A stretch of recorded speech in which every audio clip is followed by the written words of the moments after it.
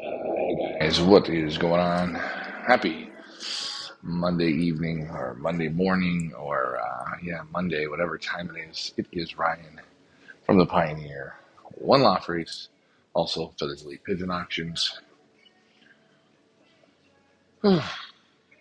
It's Monday. Actually, every time I set this show up, it's actually Tuesday, but it's Monday in North America. So, good evening to the Monday night Pioneer Family Show nights where we talk pigeons and pigeons, pigeon related, or just whatever's on your mind, really. Doesn't always have to be pigeons, but the show works best when you participate. I hope the internet gods are going to work good tonight. Please let me know you guys are watching on YouTube and on Facebook. If you're wondering where Loft Manager Richard is, he will be here shortly. He's just currently selling eggs. So, yeah, there it is. Let's see who is on. Wow, you guys come on quick tonight. Hello. Hello, Mr. Rosedale. Zach, how's it going? The Peeves, what's up? Mike Green, wherever you're driving, good evening or good morning. David Tracy, hey, how's it going? In the pigeon world, let's see here. I just want to make sure that we've got everything looking good. People ask where I'm at. I am in Michelin, Belgium right now. Vandervalk, as you can see behind me. We got the dogs and the cats there on the ceiling as we wait for Ricky to return. Hey, we'll just start without him.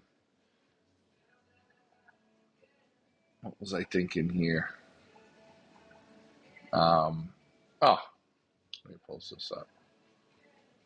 New comments. Let's get to the comments. Rosedale Loft. I got thumbs up behind you. Yeah, that's right. You do. Jason Halick. Michael Peeler. See no comments. Is it working? Let's see. Posted the comments there. You tell me if it's working. We will use just to see if your comment shows up, Peevler. Mike Vandiak, good evening. Shane, good evening. And Mike Green's in Montana. They know what they say. The cauliflower in Montana is absolutely fantastic. So what do we got going on this week? Pretty much wrapped up. There might be the odd small little two-bird auction popping up. But nah, I think we're almost wrapped up here. But never count me out. I've got a few more lofts to go visit. Um, I've got to go to Milan, Italy for a one loft visit and do some videoing there. So that's going to be interesting. Got a couple lofts I'm going to go see this week. Maybe we'll get in a race as well. Just found your channel. Thank you very much. Remember, if I say something that offends you or affects you or hurts your feelings, don't take it personally. I'm not out here to do that, but everyone is different. Welcome back, my brother. Welcome back to you. Our Pioneer One Laugh Race is starting to get ready to accept the birds. I know most people show up late to these dances. I think there's 62 birds signed up. I'm going to say to most people, if you're putting one bird in, it's nice and thank you, but look at the tasks at hand and, put a minimum of six in because it is a little bit of work. First sprint races are coming up. You've got Kivrin is always up first. So, well, it depends. They're broke into regions, right?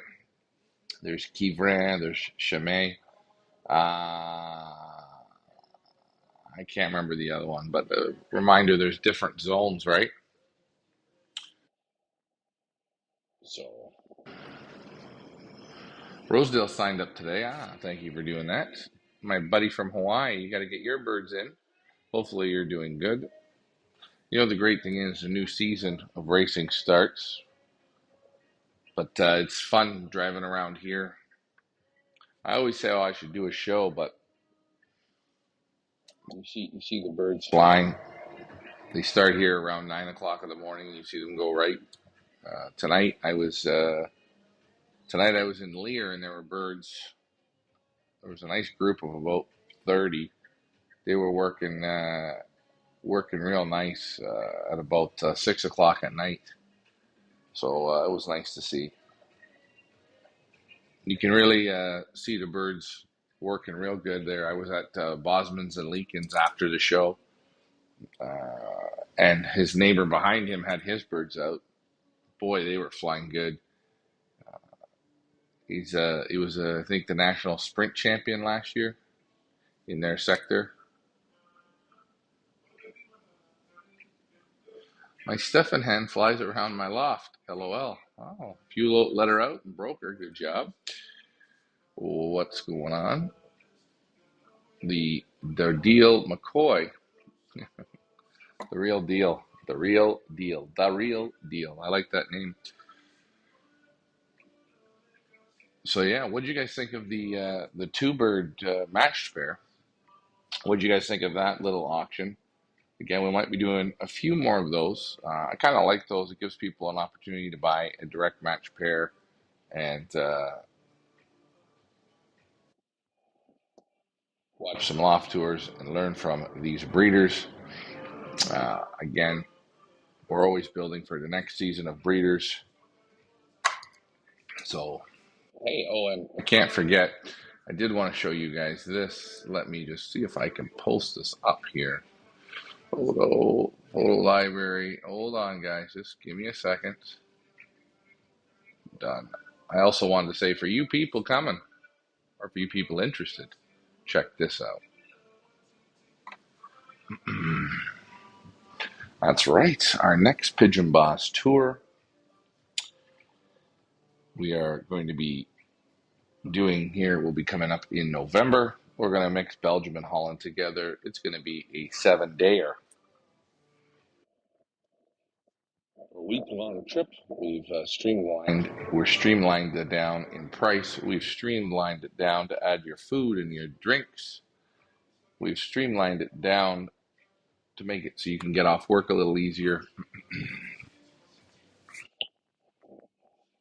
And this will be one of the lofts that you're going to go see. Can anyone tell me whose loft that is? Anyone? Anyone? Anyone?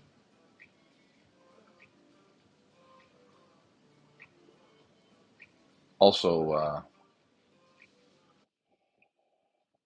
we plan to do the Pigeon Bus tour again. It was such fun the last time. I wasn't sure if I was going to do it again, but the people we had, I think they made the trip. Quality birds. Those birds looked great. Dave, they did. They did look good. I'm not gonna lie, they were a very, very nice group. Both groups were very nice. Did I have my favorite? Yes. I don't know. Could you guys tell which one was my favorite pair? Seems to be a good idea. Match pairs, yes. Mike Green says he's saving up for it. Well, that's good. Bosman and Leakins, yes. The last auction, yes, yes, yes. I'm going to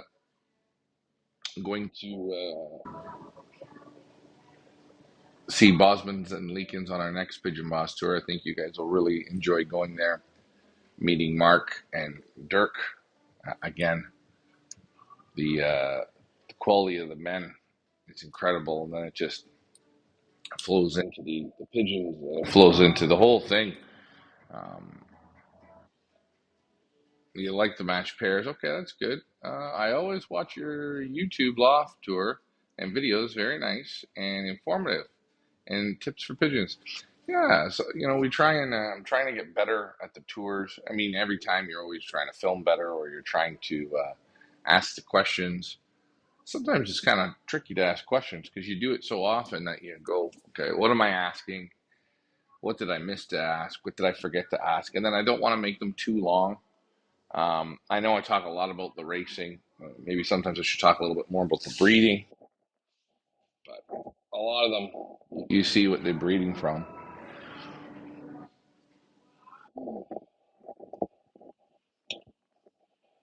Just his auction, the White Grizzle. Ah, that's what Mike liked. Yes. There's our man from Australia, Stephen Collins. And again, if you guys wanted to know, and I'm being honest, if you want to know how the tour went, honestly, this guy right here, you can message him on Messenger and you can ask. He flew a long way for the tour and you can see what he thought of it. Same with, there's a guy on here also, his name's Jeff. You can ask him because, again, if you come on this trip, I want you to know what you're getting into, sort of. And I want you to, don't take my word for it. Ask the people that went on the trip. They'll tell you what they think. We will get the list up of the breeders as well, but we're going to have Belgium lofts and lofts from Holland. Might be a few more lofts from Belgium and a couple lofts in Holland. I'm not going to be able to get to everyone. I have a list of people, and again, maybe each tour it might change. People that were on the last tour might not breeders. I'm going to do some switching around in case people want to come back. I don't want them to always see the same thing. I want them to be able to experience new lofts. Will there be some lofts from the last tour? Absolutely. Um,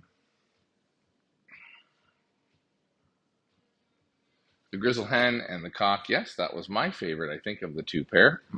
I'm a real, that Grizzle Hen, boy, she was just phenomenal, and her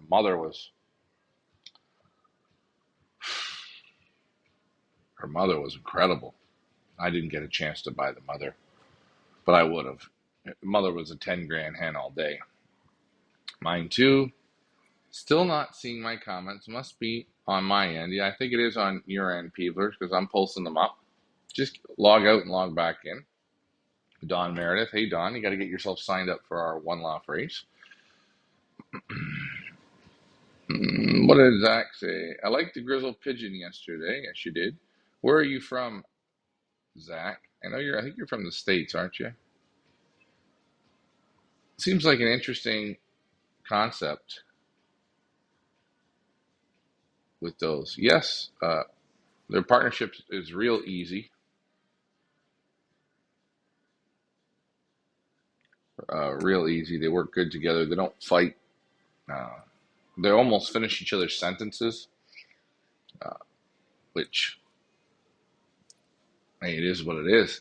But that Grizzle, that match pair, I think that was a super steal. Uh, I thought it was a little bit more money that pair. I mean, I guess because I handled them and seen them really, but boy, they were put together super nice. The other pair was nice. I would have been happy with either, but you always have to have your favorite. So Mike Green said he had to get off and get back on so he could post up, so he could see the comments. So thanks for coming back. Rosedale says, "Damn man, Canuckers." Okay. Did someone say Grizzle? You missed it, my friend. You missed the Grizzle. You missed the Grizzle, Angel. Get your team in for our one laugh race. Apologies, Rosedale. You don't have to apologize. So what else did I wanted to show? Um, oh, it didn't upload. I had something I wanted to show, but I hate when that happens. I absolutely hate it. I think we've hit in our one laugh race. I think we've hit 12, 12 birds, 12 breeders. So that's good. There it is up there, guys. Reminder: these races only work if you guys participate. Um, the lofts are ready to roll. Ricky's got everything set up for when we get back, and we're just going to do the racing and have a good season and have some fun. Um, Hopefully, we can get 50 to 100 teams in. That's what I'd like to see. Make it fun. Always nice to have a nice group of birds, and away we go. But hey, if you guys are in the States, we're going to pick them up for you. And Canadians, you can send them to the airport. Just let us know.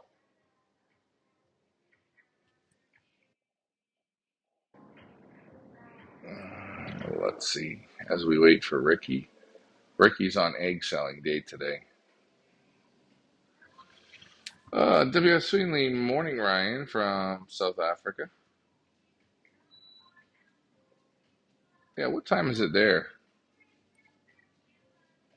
Lucky 13 for me. Unlucky. Ah, you don't like to be unlucky 13. It's just a number. I don't think it even matters. I don't know why. You've got 1 and 3 in there. I don't think it's that unlucky of a number. But isn't it funny? At Yeah, Mike. The first one's Kivrin.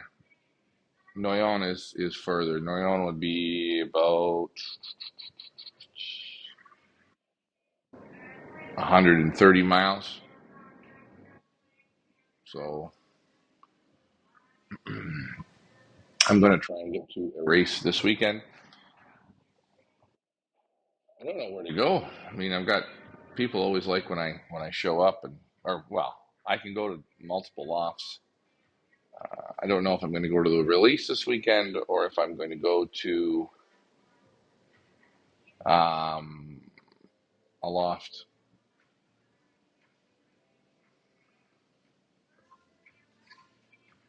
Will you be poxing one loft birds this year? You can pox them, sure.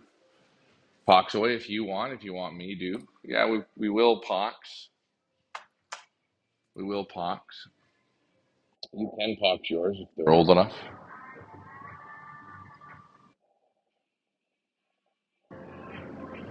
Go to tag. The problem with I can't go to. The problem with going to dentists is he speaks no English, very little. So yes, I would love to. I don't have a. I don't have a an interpreter, and it'll make it a little tricky. So I'll have to find a law for this weekend. Maybe I'll go over to maybe I'll go back over to Dirk's. I think he said he's going to send what he's going to send all the hens this week.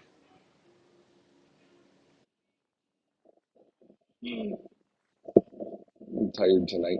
I can just sleep. Feel like sleeping, but yeah, I'd love to go to Dennis's, but it's hard with no English.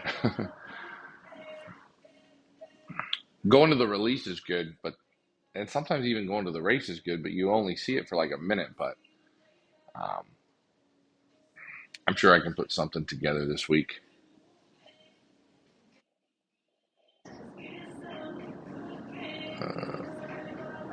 Oh, that's good. Mike's doing his. And guys, as I say, um, you do what you want. I'm sure they're getting close. I have to gotta ask. I'm gonna be going with. I'm gonna go meet this week Joe and Florian Hendricks. I'm gonna go out for dinner. Who else are we gonna go see this week?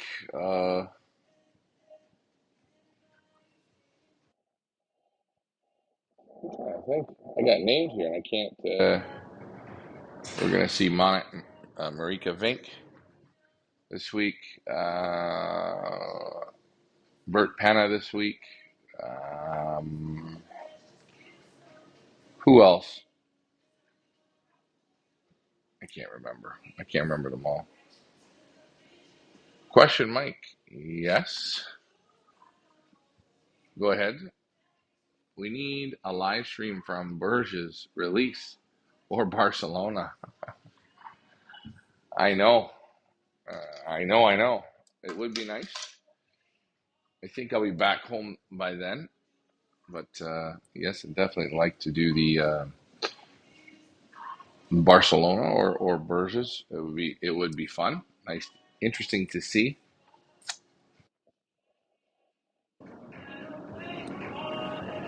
Yeah, sometimes like appeal, you just got to disconnect and reconnect. To be honest, well, let's see. I just want to see if Ricky is waiting. No, he had to sell some eggs. So the Lear Market was fun this weekend. I kind of walked just through the town a little bit more. It was a little different. There was it was so chilly. It wasn't the best morning for it. Actually, it wasn't that chilly. It was more. I think what was it, 6 degrees? But shit, when you're here at 12 degrees, 15 and 20 already, um, when you hit six, it's like whoa, it's freezing, and it was that wind. Rosa says you're on live, but didn't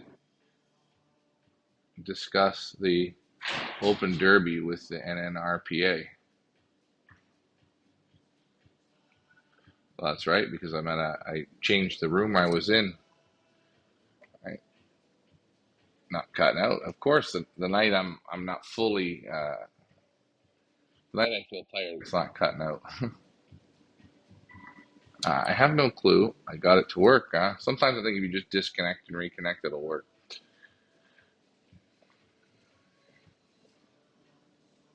Did I buy any? No, I didn't buy any pigeons at the market. No, I didn't buy any. Would it be fun to? Yes. Would it be fun to buy a few and play around with them? Absolutely. Maybe that'll be in the cards for uh, another year. You never know. We're always come up with ideas and things.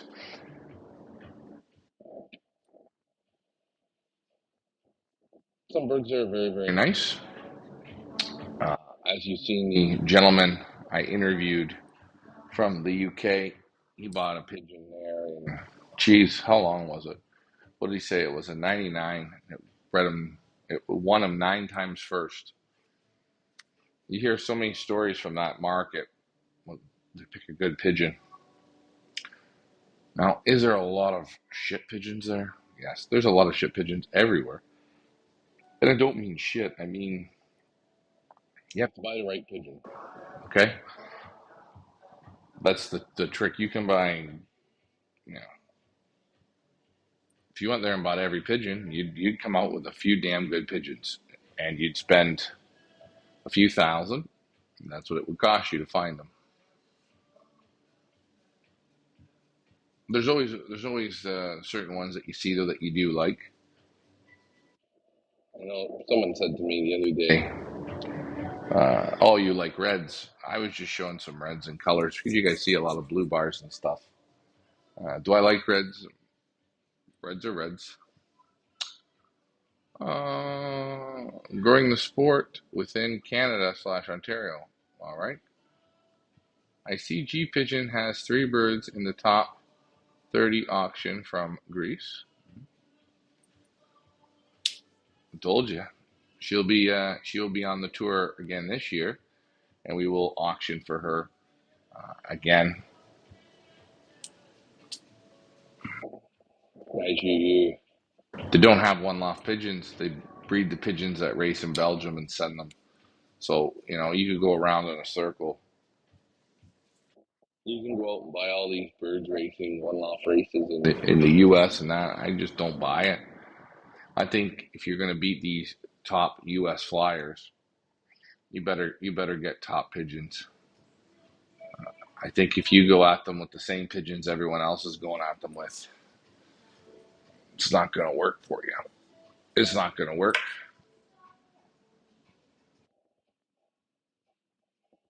From Idaho with Mike and Heather Green. All right. Well, hey, you got to get a team of birds up here. And Zach, if you don't have a team and you know Mike and Heather Green, they'll breed a team for you. But you might as well. You're part of the show. Apologies, Ryan. What are you apologizing for? I'm not sure what you're apologizing for, Rosedale.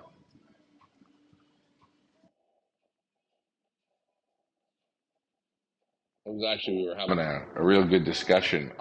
It's funny. Sometimes I wish I could record the videos. Oh, my eyes itchy.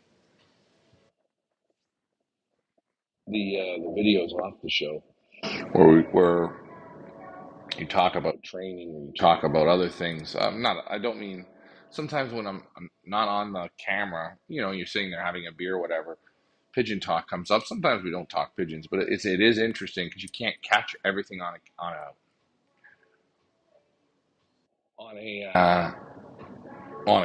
But talking about training and training young birds, and it's kind of nice to have some of these breeders like my, like my ideas or whatever. So I find it kind of neat, um, talking about droppers and talking about what are the best kinds and weird different stuff. Um, but I will say, all these breeders, they all really focus on good pigeons, and I can't stress that enough. And I told you, uh, in the 5 or 6 years that I've been doing these auctions, the most I've learned is in the last, I'd say, 3 years. Like really learn things. Um, you hear the same, you hear the same things from these breeders, but the one thing that never,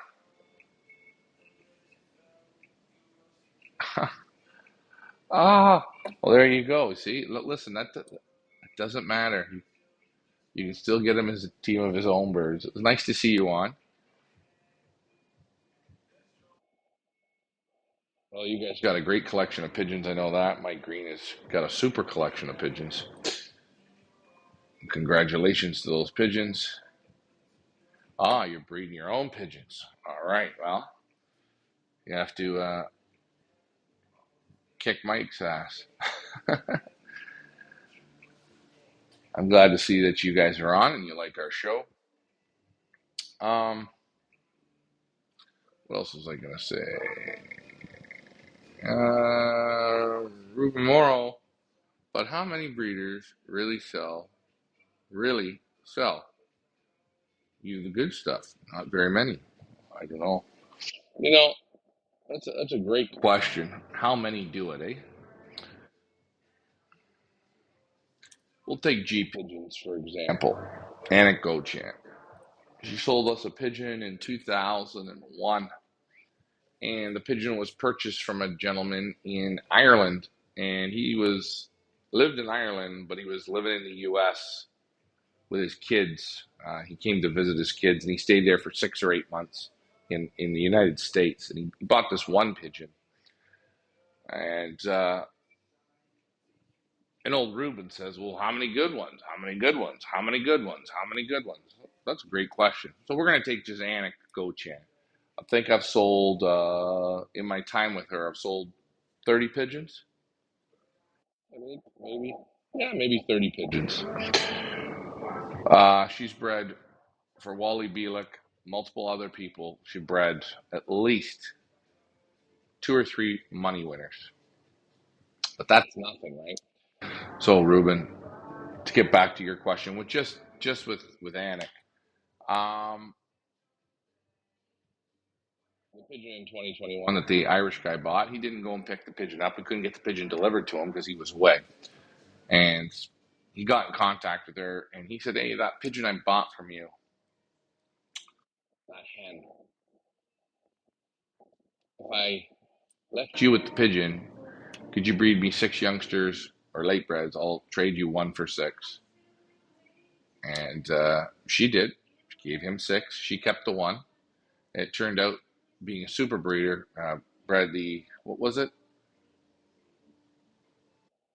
22nd best pigeon in the world one year, and then the following year, I think it was the 11th or the 12th best in 2 breeding seasons. So, I mean, here's the thing. If you're buying a pigeon from anywhere and you think that the quality's not good or you're not happy, don't buy them. You know, do you think if you call a breeder and just ask them for good ones, they're going to give you good ones? The more work you put in, the better you're going to get. So when you go and you do a loft visit, you go and you do a lofter, and you go and you're out there promoting them. We promote people so they get exposure. They want their name in lights. That's the truth. So I expect them to give top quality. Now, does that mean every pigeon breeds a winner? But I just look at Anna. Next year, she'll put a group of pigeons out. There'll be a good one in that group. They're all going to be from good ones, but that doesn't mean they all click and hit. And again, they got to go to the right lofts. They got to go to the right handler. They got to get a bit of luck. Got to be a little bit.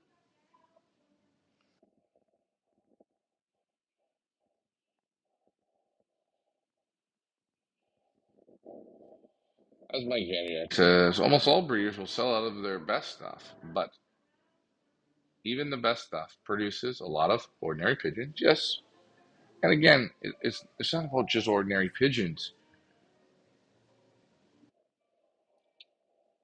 You have a way better chance of when you're buying direct children from these super lost.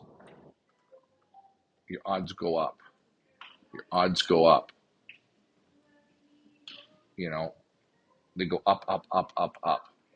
But if you're just breeding from what regular double great grandchildren of everything, your odds of ordinary pigeons that's even lower.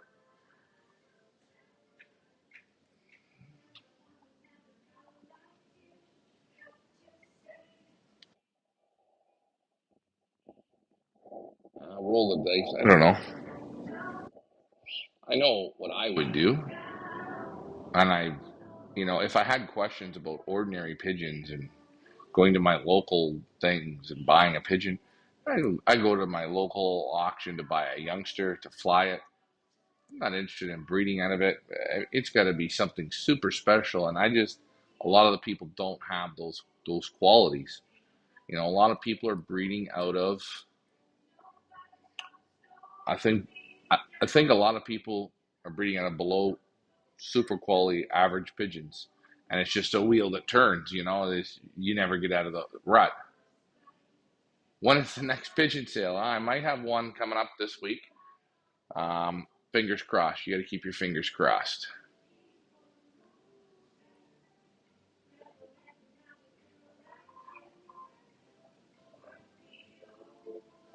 Yes. And what David Tracy says is 100% right. They want to keep the name good. They want to do another sale. They want promotion. And they can't get that if people don't get the birds and are happy with them. They don't get the birds, and they got to breed the qualities. Okay. But we can never guarantee. I mean, what was the one guaranteed match pair of the year from Frank Elkman? He sent a proven pair that bred 8 winners.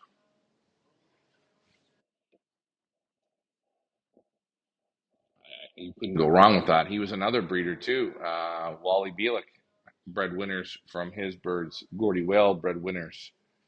There's another gentleman that bred super birds uh, from Frank Elkman.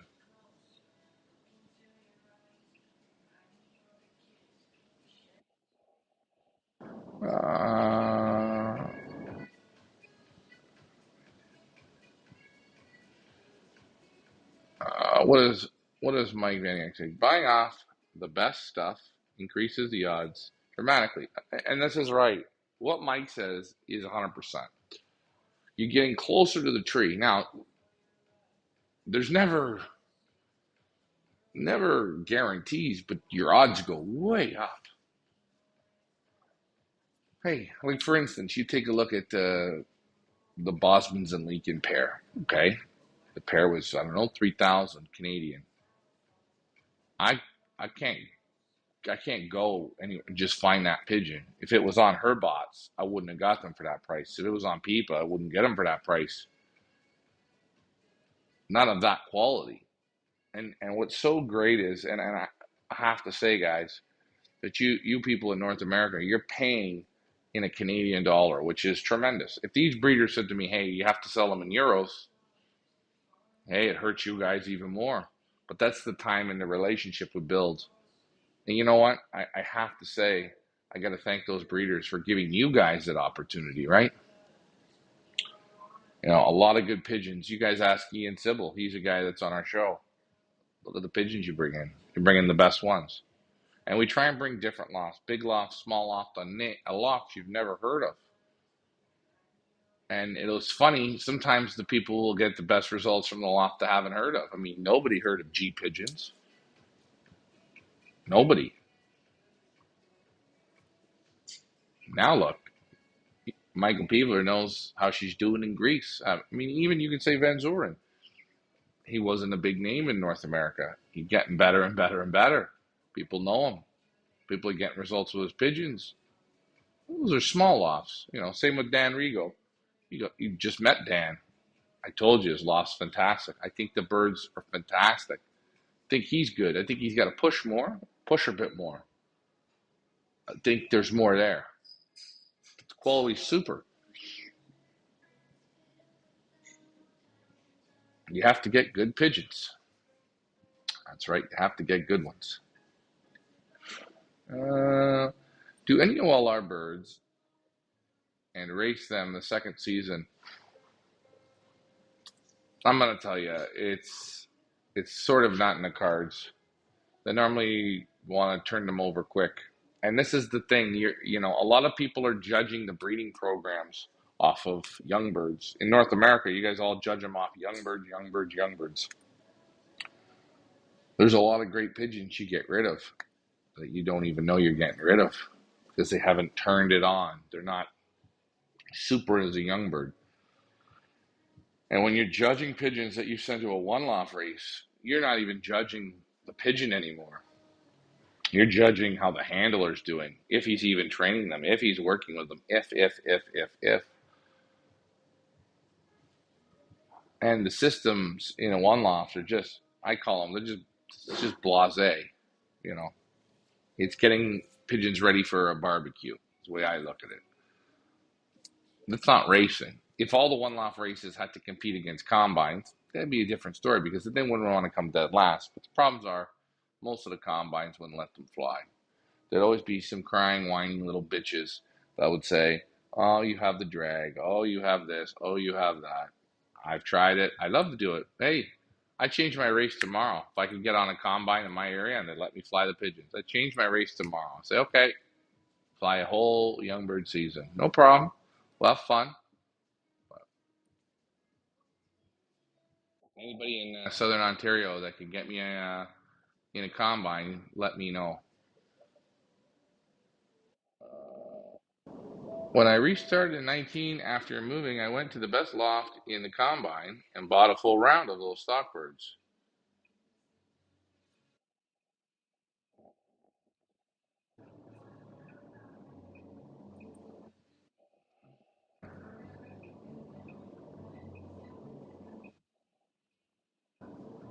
The basket tells all.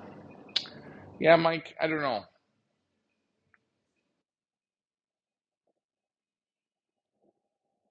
The way I look at it is you can go in your area, you need better. That's the truth. I don't think I don't think they're thunderbolt pigeons. And I think they're good. You can do better. You have a better eye. You have a way better eye. And I think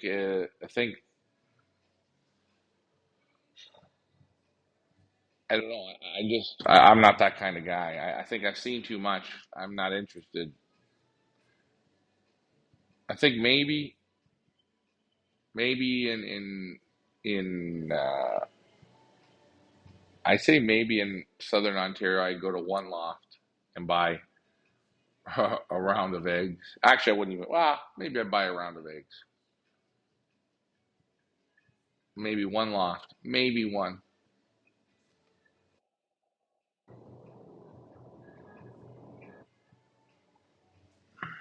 But who am I? Quality pigeons, you have better chances to get that super to go up. Yes. Is Ricky talking tonight? Yes, he's selling chicken eggs. 3 years to build something. Yes. Guys, take a prime example of Ian Sybil. I think in that Southern Ontario region, I think he got the best. He gets drops and drops and drops of pigeons. He lives in the worst spot. He hands over fists. He flies lights out pigeons, but he flies them as a group. That's me. Your odds go way up, but spending 20,000 on your odds. Well, Ruben, you know what I think the best thing to do is don't spend any money and just look for good ones. See what you can get. You know, I don't know. You can't get cake and eat it too. Everyone has their limit of what they want to spend, and I'm fine with that. But you can't say, well, I went and bought expensive pigeons that are 200 or 300 or 500. I don't know. That works. It's not the amount. It's what you're getting in the pedigrees, the lines, the conformation, and all that. Then you see what it's worth to you. It's like people that say, well, we're just a small loft. We're competing against guys with big, big lofts, and they make this statement. Well, you can be a big loft. You just have to go and be a big loft.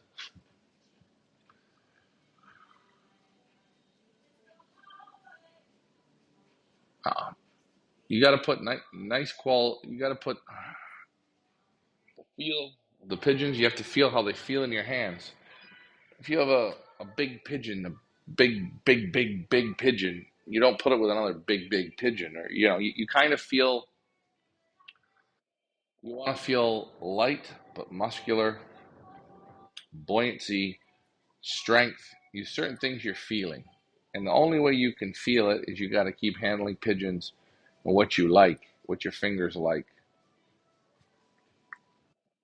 It's a tricky question, Zach. It's tricky because you have to handle a lot of pigeons. You got to handle a lot of pigeons, and I don't mean you just go to your friends and handle pigeons. No, you want to handle the best pigeons you can handle. Okay.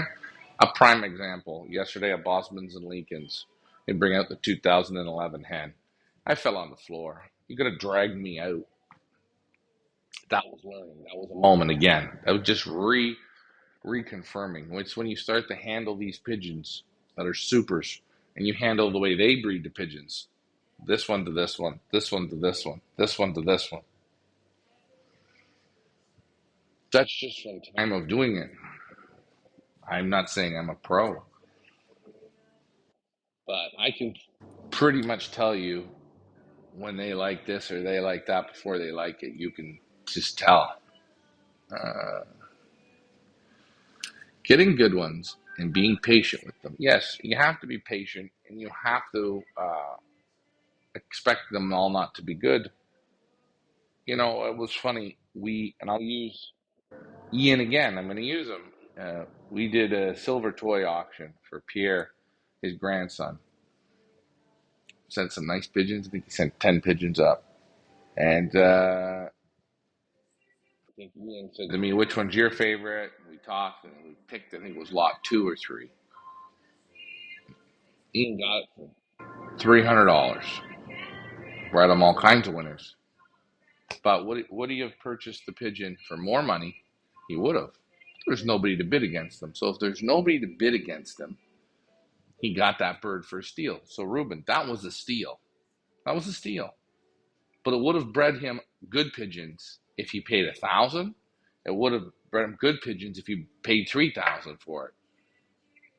So, you know, the price of the pigeon, you got to pick the right pigeons, and then what you want to spend on that pigeon. Hold on, we got Ricky here with us, and I'm going to bring him on for a second. I'm just going to get the comments going. Remember, guys, Ricky is always taking care of the customers, and this is why we like Ricky. You can pick up eggs right from our facility 24/7. Custom eggs. These eggs are good. They crack great. Sunny side up is the way to eat them, and you can crack our eggs 4 feet in the air. Crack them, and they will not break. That's the quality. Let me bring old Ricky7 on. Reminder, guys, say hi to him. Ricky, you're going to have to turn your phone the other way, my friend. Can't bring I you on. got, so now I got to turn this phone the other way. How am I going to do this? Does this thing turn? Top turns like a wheel. Turn it like a wheel. I got to loosen this nut off. I don't think there's any nut. Just turn it like a wheel.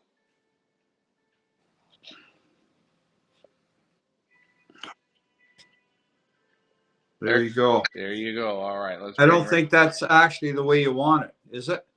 Well, you haven't seen the video I sent you last week. You still didn't watch that video.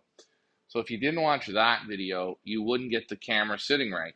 Again, reminder, I can only give it to you on a plate. But if you don't watch it, you can't. It's the same with the birds we sell. It's the same like the loft tours, right? The breeders say to me, get a load of this one. The breeders say to me, maybe I don't want to show too much. Well, maybe I don't. You know what I say? Fuck it. Show them everything. Show them as many things as you can show them. Because when you show them everything, it doesn't matter.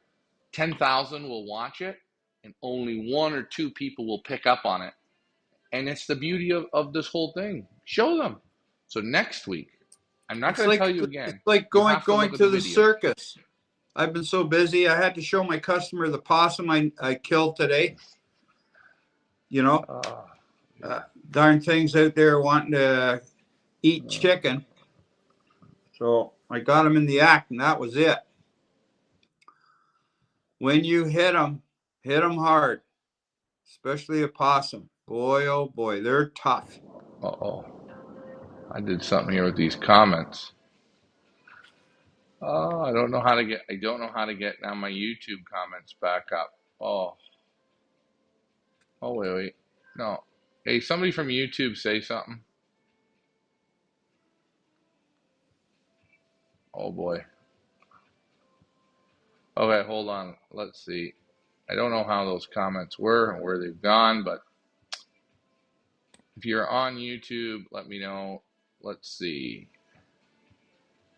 Okay, so Mike Vaniak says, when I went to buy a pigeon, I researched the loft I'm interested in, pick the ones that I can afford birds off their best pairs. I look for another loft. Just go to Ian's, Mike. Just go to Ian's. Just go to Ian's. The birds you got before, Ian's birds will smoke them. I believe they will. I'm giving you that tip there. Buy a round off of his race team. He's not the kind of guy to sell pigeons, so doing good work, Ryan. Thank you. Joseph, you got to remember 80% of the people in the country don't have the money to spend on good pigeons. Well, you know what? I think that's the wrong thing to look at it. The people that don't have the money, but they're complaining, they want good pigeons. But what they'll do is they'll go and they'll buy a $100 pigeon, $50 pigeon, a $200 pigeon. They buy every year, they buy 5 or 10 of those, or 3 of those. Then they got way too many pigeons, right? Or they're trading pigeons, and they're complaining about the feed bill, and they got, they're feeding 200 pigeons. You know what? Cut the shit. Go buy yourself 4 good pair of pigeons, 3 pairs of pigeons, 2 pairs of pigeons, and start from there. Have top quality pigeons. You don't need 50 Excuse me. pigeons or 100 pigeons to win races. But what you can do is have 20 young pigeons to race off of 3 pairs, right? Play them. There you go. I think people find the excuse, I don't have the money. I don't have the money. And I look at what, don't have the money. Well, you're smoking a pack of cigarettes a day. Don't have the money. Don't have the money. I don't know. You have the money. Everyone has the money. It's how many pigeons you want and where you want to go with it, and what's bigger priority, I think.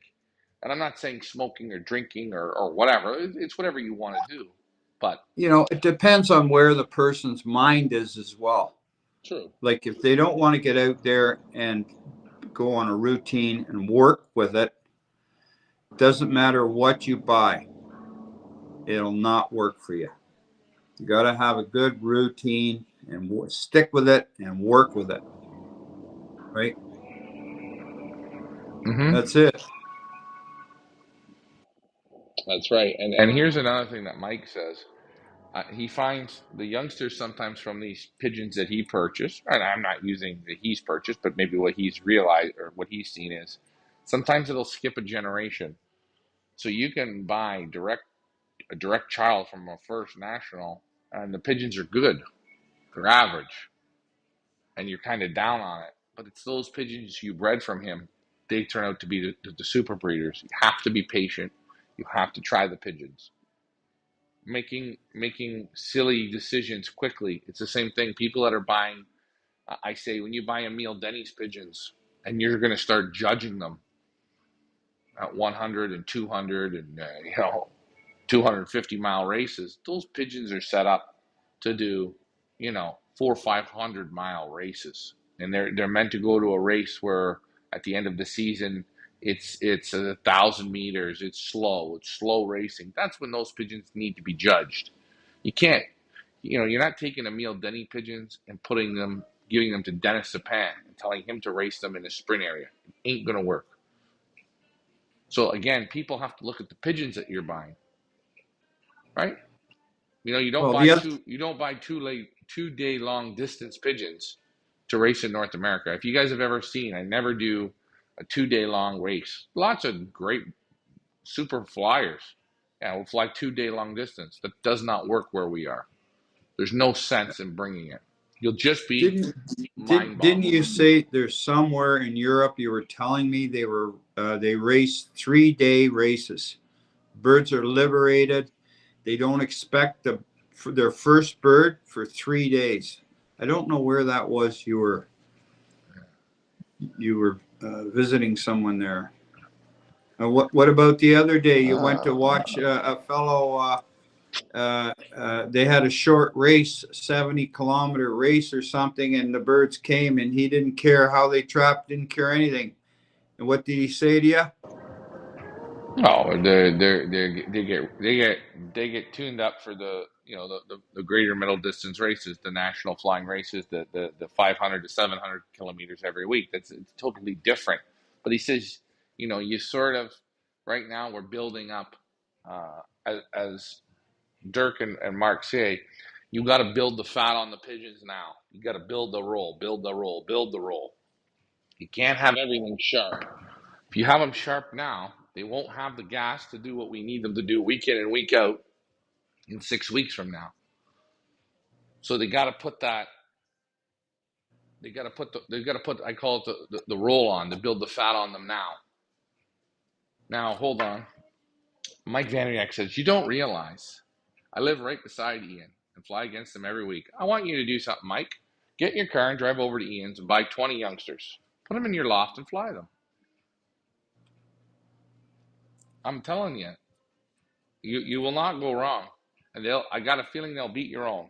I know you live beside them. You're flying not bad.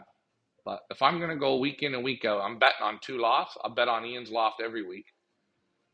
And I'll bet on maybe Ian won't beat you, but Ian's going to pound in mega drops. That's my thought. And again, this isn't a plug for Ian. I seen the pigeons he has.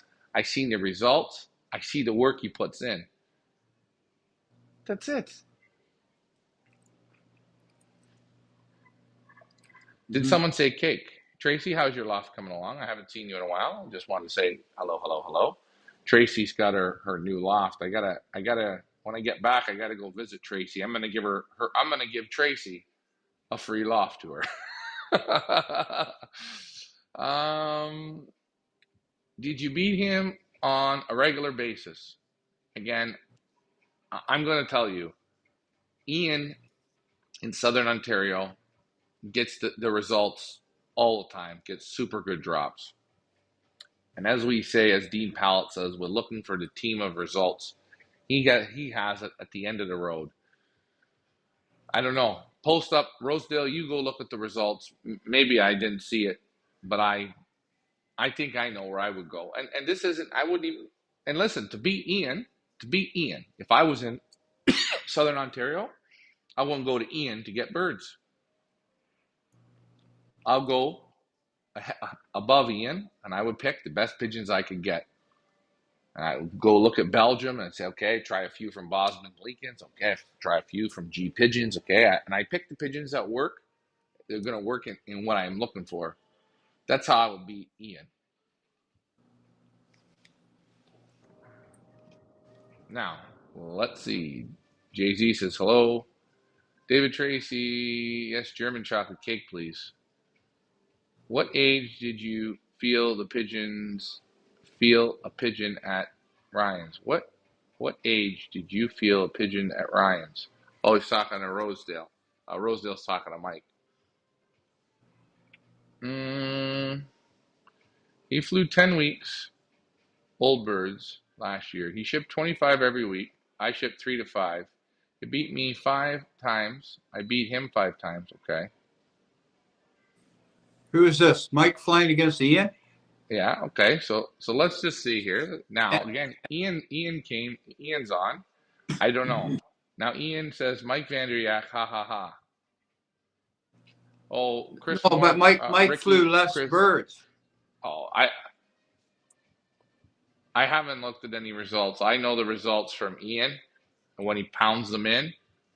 Again, I've got someone saying 3 birds, 3 to 5 birds, and Ian shipping 25 birds. It sounds like that's a knock. Sounds like Ian sent 350 birds. I don't know. To me, I don't know. I'm, Let's take I'm let you know what?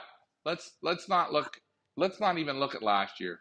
Let's look at the last 3 years. Let's look at the last 3 years of both of their results, right? Let's look at their one-loss performances in the last 3 years. Let's look at the whole piece of the pie. And you know what you'll find out in the end when you do the math? One of the two has the pigeons. But it's not for me. I know where I would go.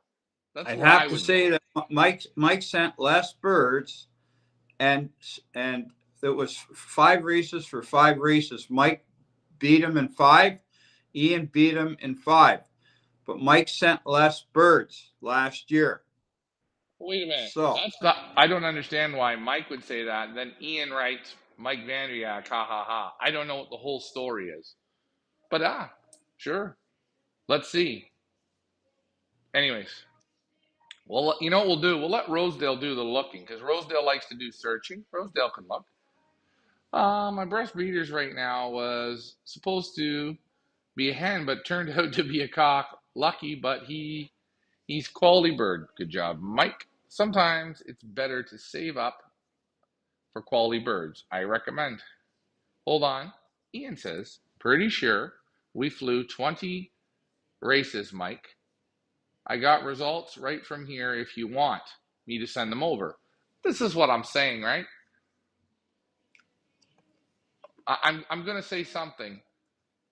I know when Ian started with the pigeons, back in the pigeons, Ricky, you met him when he come over and had rollers. I think yeah. it was 5 years ago. He had 0 Mm-hmm. pigeons. He had rollers. Mm-hmm. He bought pigeons. He bred out of them right away. He moved up. He came into our race right away. He Yeah, did good but in our. okay. I'm gonna say something about Ian. He had pigeons with his father years before that as well. So he's just not somebody that just came in and he had rollers to have a little bit of Hold change, up. but then he got rid of the rollers and got back into the race birds. Hold But he on. didn't come back in blind. No. Hold on. He didn't come back in blind. Ian makes a point. If you shipped 3 birds, you ran out of bullets. That's a good point too. Did you run out of bullets? I don't know. Uh, build the foundation, says Rosedale. Ian does get great drops of pigeons almost every week. Now, he gets great drops of pigeons every week. Yes. He's normally right there. Yes. What I'm looking for when I'm seeing drops of pigeons, that's telling me the pigeons, the pigeons are good. The quality of the pigeons are good. And Ian can get that out of those pigeons. Now, maybe let's just throw this out here. Maybe Mike is a better handler. Maybe if Mike had Ian's pigeons, it could be lights out. Or maybe if Ian had Mike's pigeons, it would be lights out. Did Mike only get the same pigeons? Like, in other words, if Mike had 30 pigeons, but he really only got 3 regular pigeons, that really means the rest of Mike's pigeons are garbage. You know, got I don't know. the same I, three or four. The same three or I, four. I don't know how many I'm not. birds Mike has. Maybe Mike only raised 6 young ones, and he's been flying with them all season. So, and then he alternates the races. He holds one back, sends one in, and he gets a good performance out of 6 birds. I don't know. And he writes, true. Mike Vaniak says, true. You beat me 12 times in 10 weeks, counting A and B races. I don't know. Again, you guys asked me where I would go in my area. That's where I would go.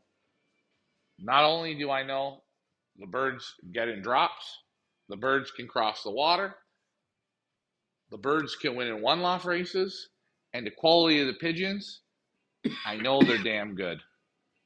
Because you Now, know what? where are The, these two guys in relation to their combine? I think the pair of them are flying probably not in the best location. They're probably. I think they got the wind changes there in a certain spot. They got vicious wind there where they live.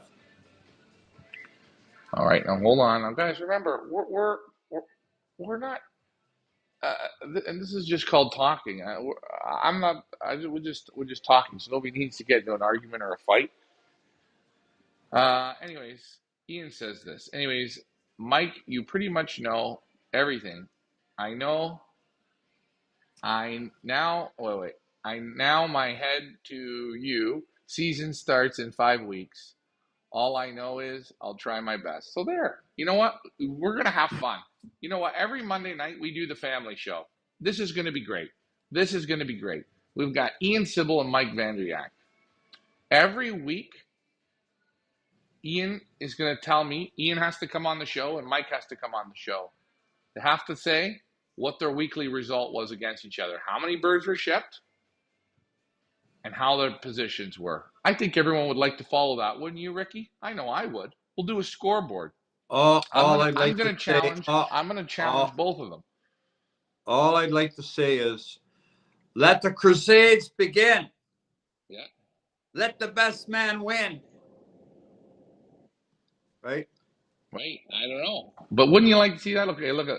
Well, hey, listen, it's early enough because I think Ian said there was 5 weeks or something they're going to be starting. It's early enough for these two guys to Hold on. sit down and think about it.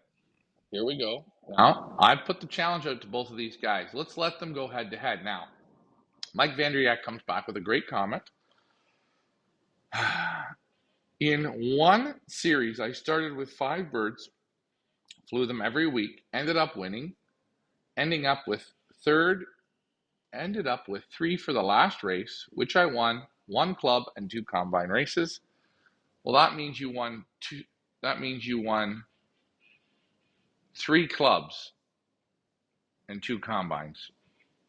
If you win a combine, that means That's right. yeah. So you won 3 times in the club, 2 times in the combine. And then Mike says, I consider my location to be the best in the NNRPA. Well, Mike says he's in the best location. I don't know what Ian thinks his location is. Ian could be even better than Mike's. Who knows? Hoosier Outdoor says, what a start between them two. Why do you down on Mike? I'm not down on Mike at all. I'm not down on Mike. I'm not down on Mike. Did I say I was down? I was giving you an opinion. But you know what? Hell, let's put both of them up head to head for a whole season and we'll keep score. Let's see who has better pigeons. Let's see who has better luck. Let's see. I don't know.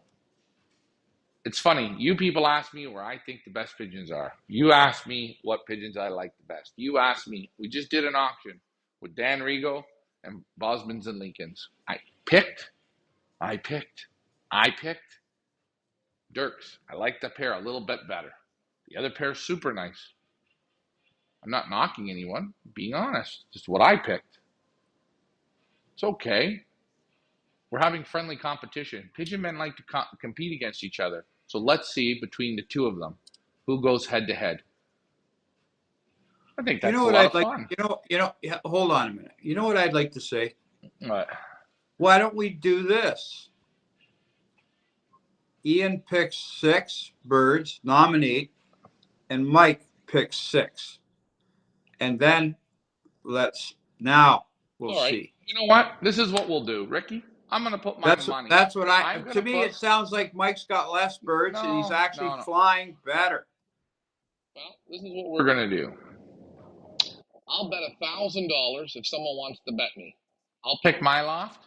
You want to put $1,000 bet on this, Ricky? You want to pick Mike's loft and I'll pick Ian's? You want to bet me $1,000? For how many birds? No, whatever. I'm not giving this horse shit. No, but No. hold on a minute. I'm not sticking up for Mike, but Hold Mike on. said he's putting 5 birds in or 4 birds, and he did 5 races. He won. And I'm gonna tell you. excuse me. I don't know why he got 5 birds. He got 5. Okay, that's fine. I'm gonna put my money down on Ian. Did he get the same 5 birds like all the time? He started with 5 and finished with 3. I don't know. So he's from start to finish. So he's got 5 good birds. I don't know. Or 3 good ones. I don't know. We've got great ones. You can pick that. He flew every week, right? If you want to pick it, if you want to bet me $1,000, if there's someone out there that wants to bet $1,000 against me, it's no problem. I'm going to tell you, Mike, I'll bet $1,000 against Mike. Mike can pick his own loft, and I'll pick Ian's loft. And they're only going to fly 5 birds each. Fucking fly your teams of pigeons. Fly your team of pigeons. We can't listen. If Ian breeds has an old bird team of, let's say, 50 pigeons, okay? And Mike has an old bird team of 4 pigeons, right? Right. Mike's choosing to have 4 pigeons. Mike could have more pigeons. He has 5 pigeons. I don't know. No. I don't know why he has 4 pigeons. He wants to fly with 4 pigeons. Okay. He's really confident. There's no problem. What I'm saying is Mike picked 4 pigeons. He's actually financially working with less feed, less birds, and he's performing. If he won out of 10 races, he won 5. Ian won 5, but Ian's flying with 40 birds or 30 birds. Who's got the better birds? I hate to say it. I don't know. Wait a minute though. If Ian's getting the big drops of all those birds, gets them quick and fast, I'm still taking Ian's birds. So wait, well, why don't we do this then? Why don't we really do this to just penalize everybody and get more dumber, right? Why don't they each pick 1 bird a week? First nomination. You want to do that? I'll pick Ian's loft again. You want to do that? That could be an exciting exciting game. Yeah, that could be very exciting. Or start with pick 5 and let's see where you finish. Let's see where you finish out of 10 races. Quit your horse shit. Pick 5? No. Pick 1. Let's go. Pick your 1 bird. Both of them. How good are you both? Ian won't be able to pick 1 because Mike's only got 3, so it's going to be almost impossible, right? Well, that's it. Guess what? I'm going to bet you you want to bet $1,000? I'll bet you. I'm going to bet you. You'll see. Anyways, we're having fun. And you know what? I think it's a little fun competition because both guys are always on our show. I think they both have good pigeons. They both live in the same area, right? Right. And so they're within a couple miles of each other. To me, it doesn't really matter. I'm just I'm what we call, we're stirring it up a little bit, right? Getting a little bit of the competitive juices going. Mm-hmm. Mike Green says, I've seen over the last 3 years, quality of my birds since buying from the auctions.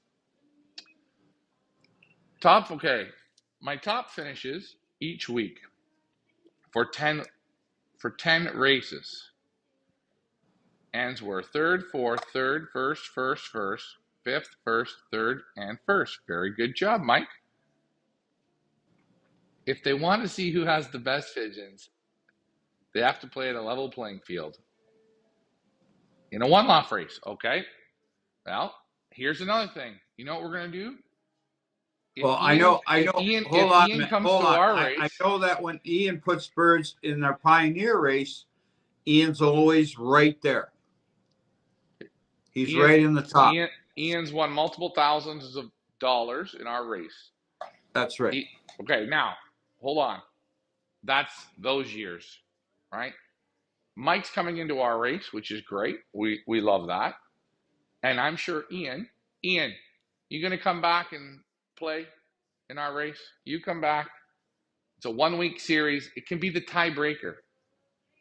It can be the tiebreaker. Now the races start in 5 weeks. Every week we're gonna see the results. Birds shipped, birds clocked.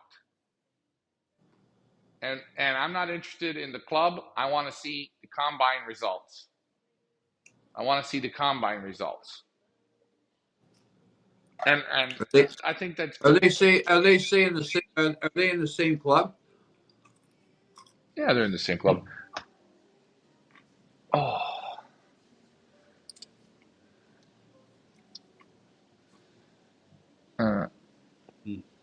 Rosedale, Rosedale's in on the bet. Okay, so Rosedale is going to pick Mike, and I'm going to pick Ian. You agree with Ricky on the birds, okay? And again, I don't know, Mike. Let's ask Mike. How many old birds are you flying this year? Yearlings and 2-year-olds are you flying? And Ian, how many are you flying?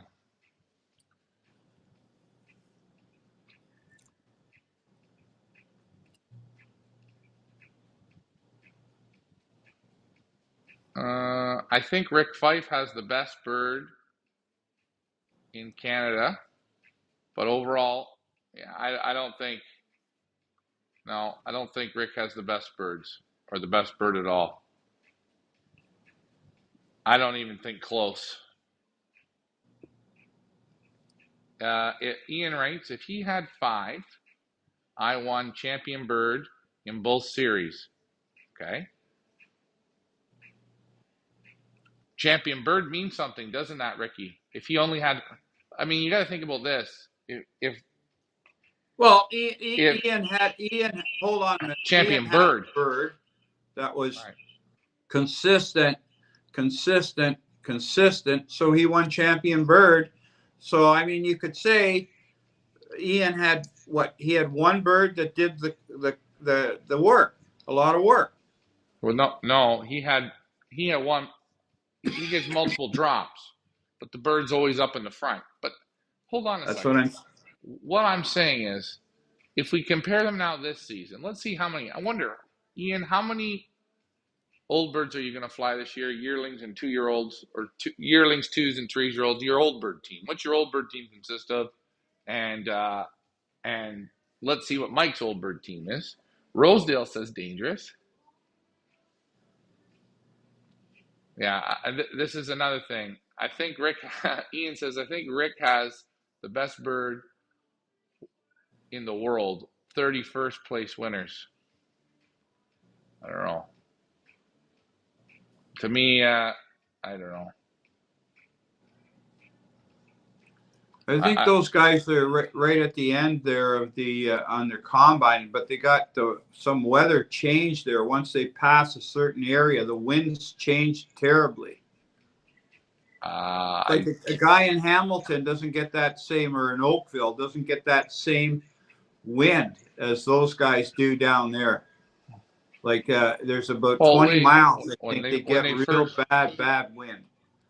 Yeah, I think Ian's in the worst spot you could be, but that's my opinion on that. Hold on. But I don't know where Mike lives close by. Well, if it's a mile or 2 miles, Mike says he feels he lives in the best spot. Mike wrote, I have 5 yearlings and flew them in the short series. I flew my old birds in the A series, started with 20 old birds. Okay, well, so Mike had 20 old birds. He had 5 yearlings and 20 old birds. Okay, that's good. So a 25 bird team. And it said Ian sent 25 birds a week. Isn't that the same? I don't know. Who knows? Late bread, I want to compete against you. Rosedale wants to compete against both of them.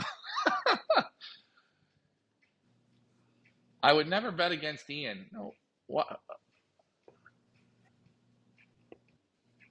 Ian says, I've got 2 widowhood lofts of 20. So Ian's going to fly 40 pigeons. Plus, Ian says, plus champion loft in both series. Hey, Ricky, you want to bet $1,000 or do you want to make it $2,000 now? Hey, listen, No.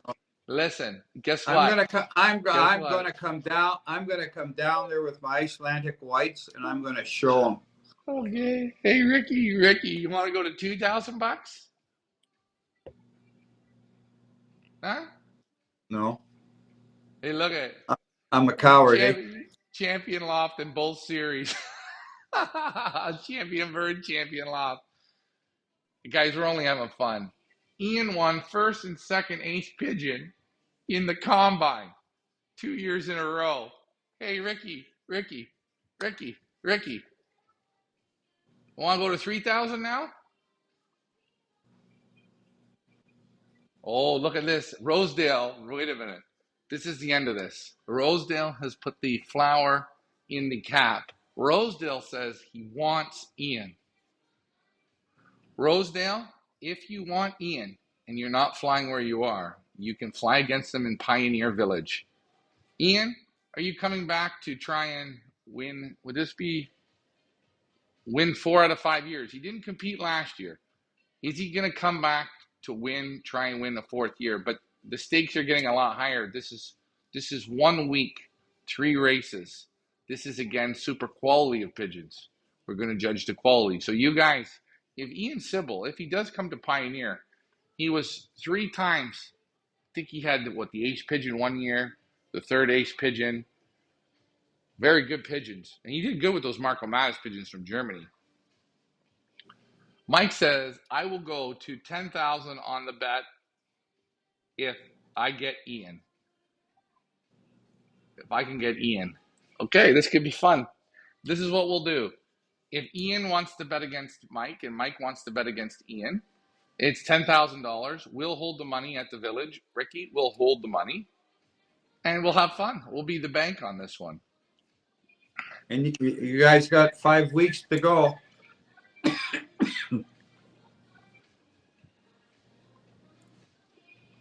Oh, Rosedale says if he's going to win, he wants to beat Ian. And Mike Green says he's going to come and try his best to repeat. I think Mike Green's got a great chance. Didn't Mike Green have that checker last year? Yeah, wait, Mike Green had the checker that when Mike Green was down in the dumps, Mike said, "Oh, I'm done. I'm finished." That checker just showed up 2 weeks in a row. That So checker wang, as wang, well. wang. That bird was in a bad molt. It was molten heavy, that bird, and it passed Mark Carnwell. He had a super pigeon Oh, that should have been there, and then who else had a good yeah. pigeon? Well, Stan had a good pigeon. it's funny when you look at these races. A lot of the time, the worst position you can be in a race series is be in the lead. Be in the lead for a multiple. Like I think if we go back and we look at Mark Carnwell, I think he was in the lead almost the whole way with that. I think the pigeon's name was Blaze. He was basically in the top 3 or 4 pigeons. And the problem is, it's on the final race that's normally where the pigeon can't hold. If the pigeon's coming from the back to the front, it seems to be easier than a pigeon going from the front to keep to the front. Let's see. That pigeon was in a pretty heavy molt there, and it just worked like a horse. Well, Mike, now this is a good question. I think my birds have pox. They might not do too well this year. Well, if you got pox now, it means you're going to get out of it. You might be a little bit behind here in the first weeks, but if you've already seen the lesions, then you're through the pox. Yeah, it's probably good. It's good to have it now. Get it over with. You'll be strong. And the other thing is your bird's going on the truck. We hate to say it, but we'll be passing pox.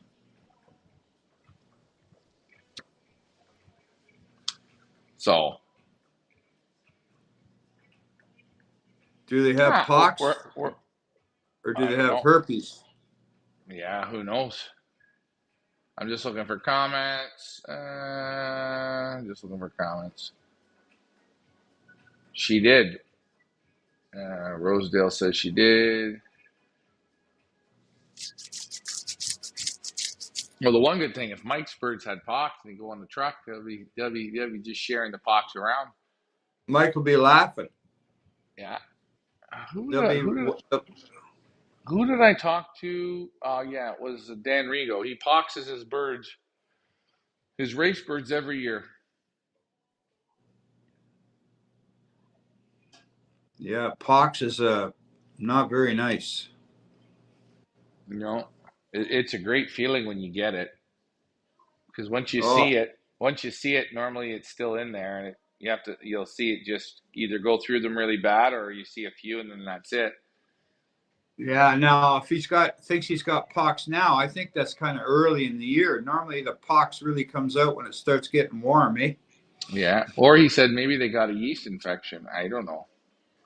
You Or never maybe they know. got herpes. Herpes is terrible. Yeah.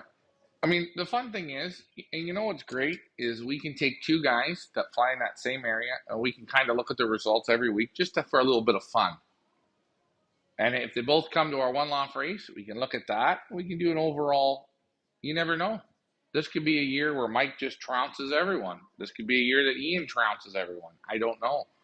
Well, the thing is, if you got pox and you got 20 birds and you got some pox, and let's say you left with 8 birds out of 20 that survived it and they're good, those pigeons there Mhm. are going to be like iron.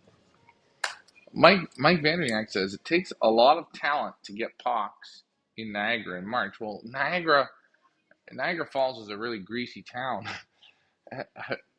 You can get anything in Niagara. And you got it in March. That's okay. I think don't forget though, Niagara, I think as far as the seasons go, they got to be at least a month or more ahead of us. Like it's milder. It's, I don't know. they got like us here in, let's say, the end of May, we're getting corn. You can buy corn on the cob here, and that's coming from the Niagara area. Meanwhile, in this area, you can't buy corn on the cob till July.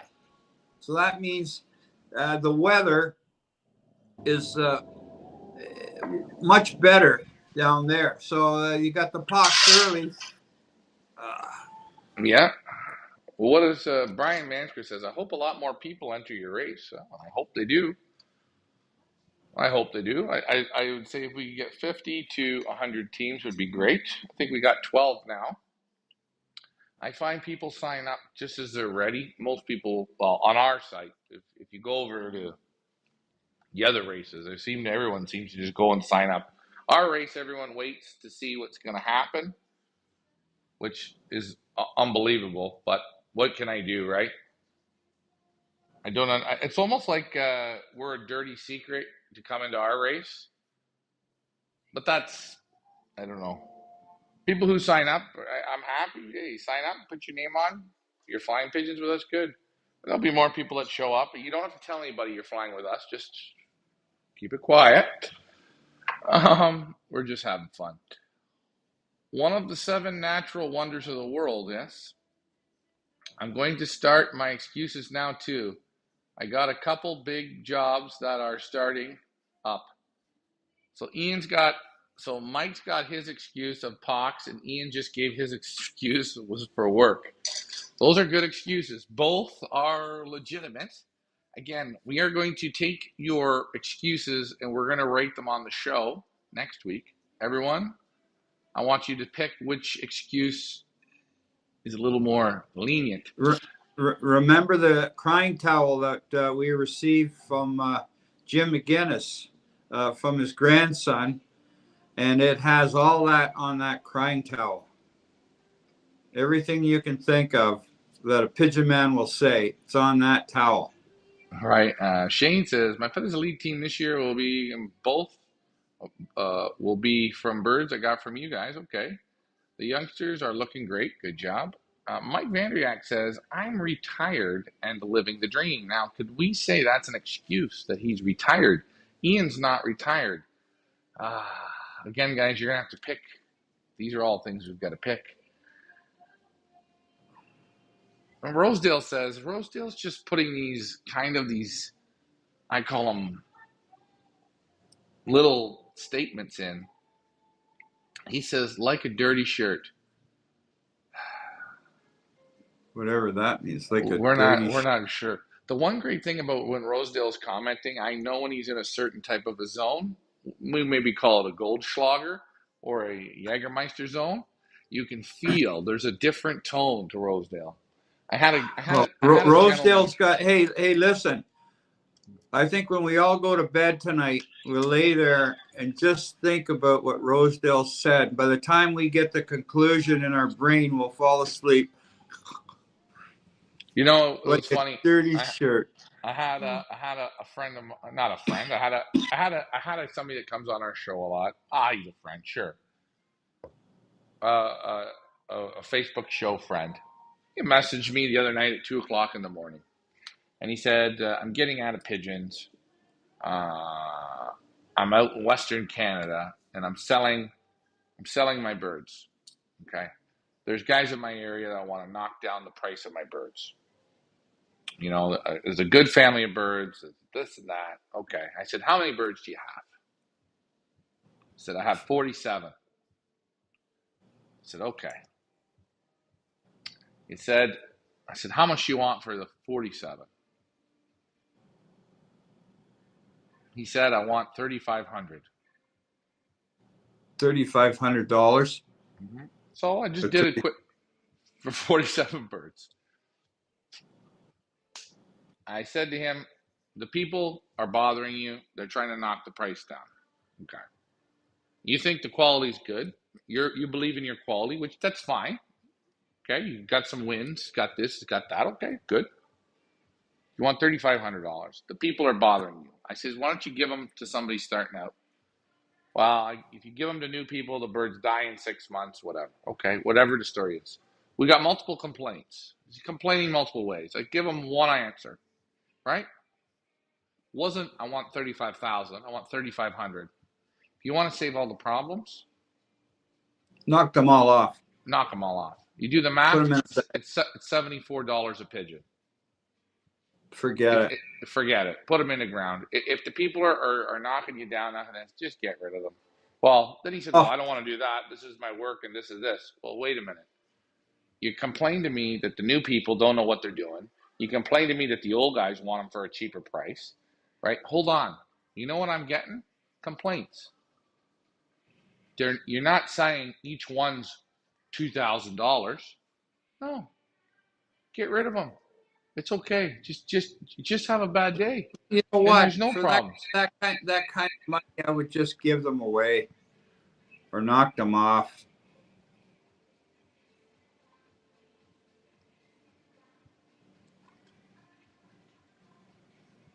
What is this? Brian says, "My excuse is my pigeons identify as a chicken." Oh, that's all right. What else was I going to say? Mike Vandiak said he's retired. Rosedale said, like a dirty shirt. And Steve Collins from Australia says, "I need one of those crying towels." I would say, too bad you couldn't bring one in and we could show it, but we'll have to do that for next week. It is a great, it was a really nice gift that the McGinnis family gave to us, Jim and Judy. We're going to have to put that back up on the loft this year. Last year we didn't, you know what we never did? We just never hung it outside. We had it in the garage.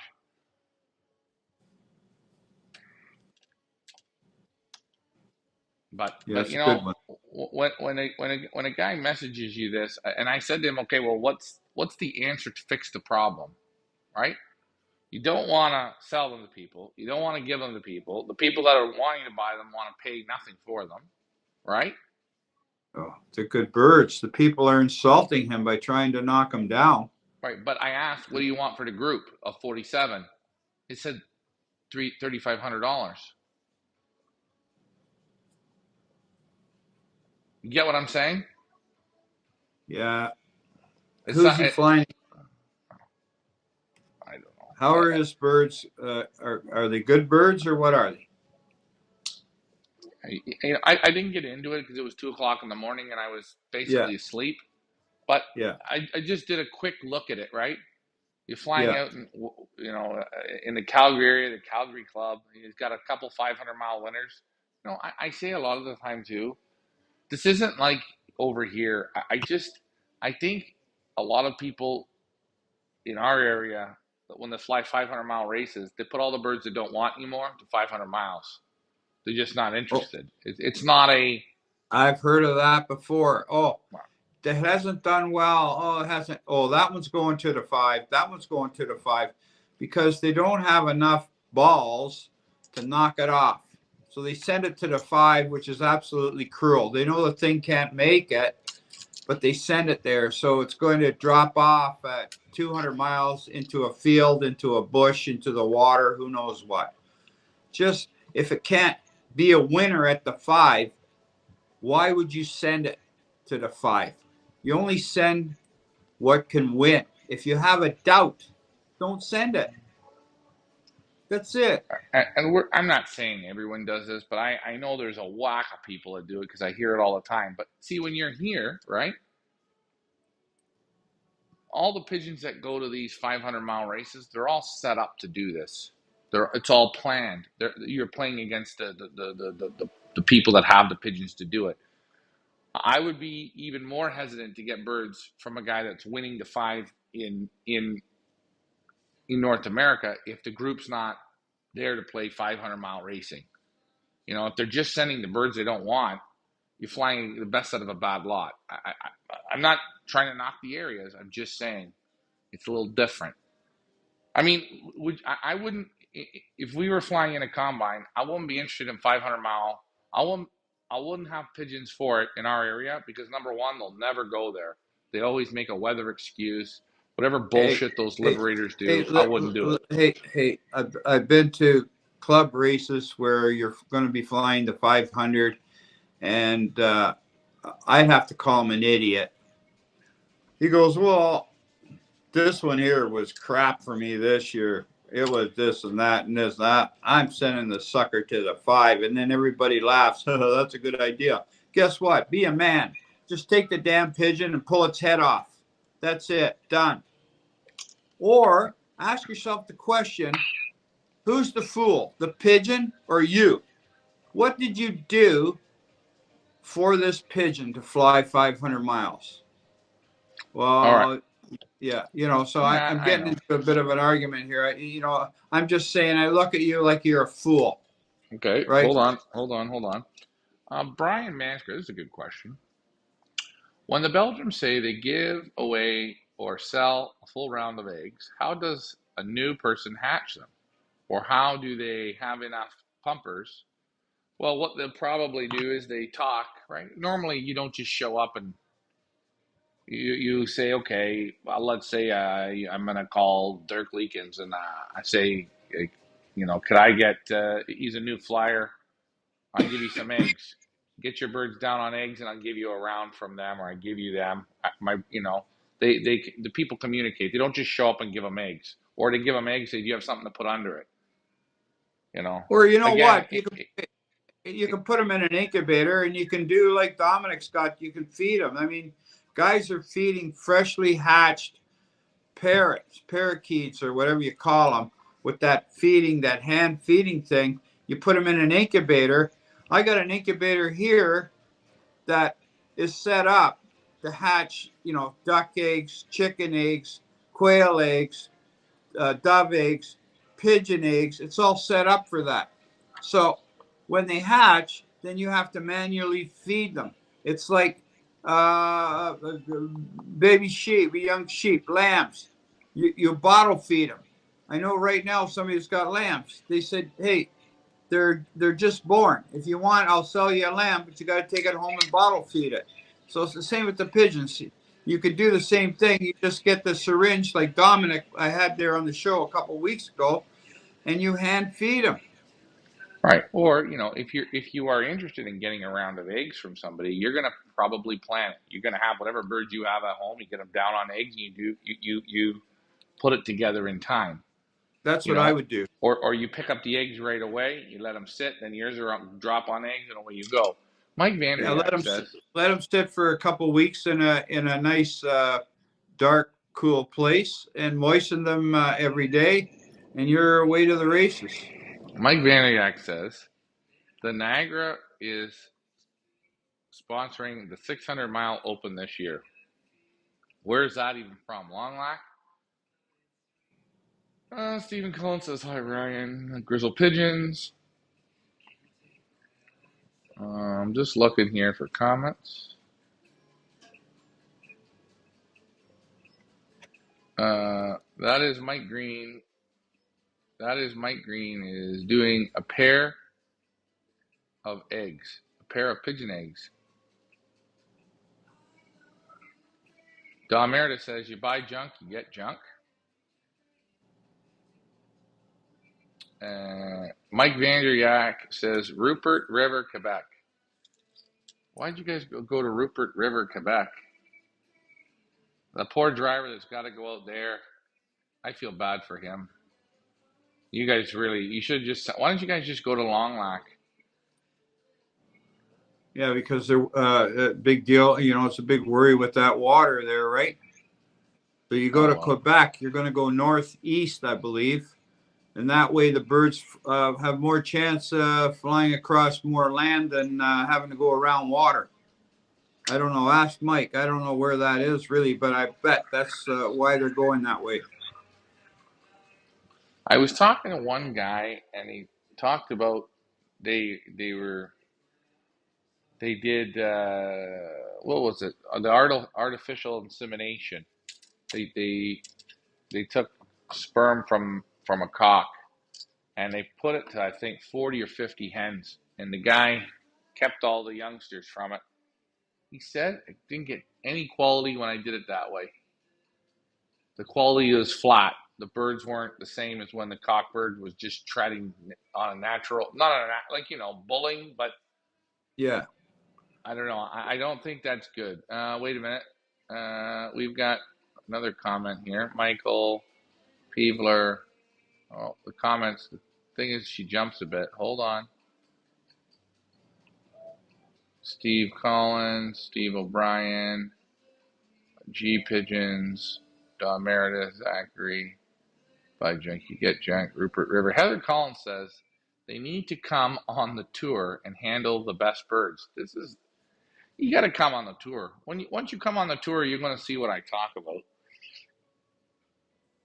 And it's the same thing when we have our showroom when the people can come and handle the pigeons. I couldn't believe in our area, in our area, there's maybe 200 or 300 pigeon guys in our area. We get 2 guys, 5 guys, 8 guys show up to handle pigeons. I know at that point the quality of pigeon men we have. I know it. I can see it. I You agree. you you couldn't get on a plane every weekend and go and handle from 2 lofts, 2 lofts, 2 lofts. I know people are busy. I know this. I know that. But I'll tell you, once you start handling, you start learning a little more. But I think the other reason is too that people don't want to come and look at pigeons because they think that they have to buy, or maybe they don't have the money or whatever. I say, no, no, come and handle. Pick one maybe that you like. You might come 10 weeks. You've handled 10 different lofts or 20 different lofts. There'll be one family that you really liked, or 2 or 3, or you say every week, wow, it's some super quality. You learn the fingers from real pigeon men.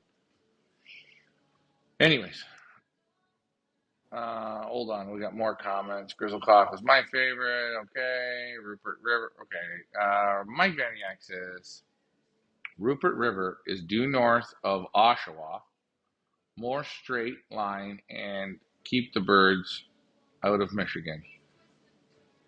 Well, I think what we've just said there, Mike, is It's probably straight north of Raymore. yeah, they're a little afraid of the birds going into Michigan. I prefer Long Lac. I would say I want the pigeon that has a little bit, what do we call it? A little more brains. If he goes the wrong way, well, he went the wrong way. Yeah, I know what And you're and saying. and by the way, they don't have to make that decision. They don't make that decision at the end of the race. They make it when they're fresh at the start of the race. So I would say Long Lock would have been better, but people won't do it because again, you just see it right there. It's more of a straight, easy line, easier line. Oh, I know what you're saying. People don't want to go to Long Lac because the youngsters I got. That's the cock I bought for $200, and the hen I got her for $150, and those are my best pair. And what do you think? I'm going to throw my birds away in Long Lac? Oh, wait a minute. Okay, hold on. So Ian Sybil says straight north, pretty well. We still have 33 miles of water to cross. In the last 50 miles, have that water every week. There you do. That's no joke. Every week they got the water. If they go around the water, they're way behind. Mike Green says, if I lived closer, I would be there every week. And Mike, I'm not knocking the guys like you guys that aren't. You're on the shows, you watch, you can see us handle the pigeons, and then that's why we do these shows where you can see how the pigeons are in the hands, pretty much. Mike Green says, mine will be poxed. Okay. When does Holland start racing? Okay. Question. Oh, they're just questions that are redoing them. That's why I'm looking at it. Video is great tonight. Yes, it is. Long Yeah. Lac is west, more of a west course. I don't know.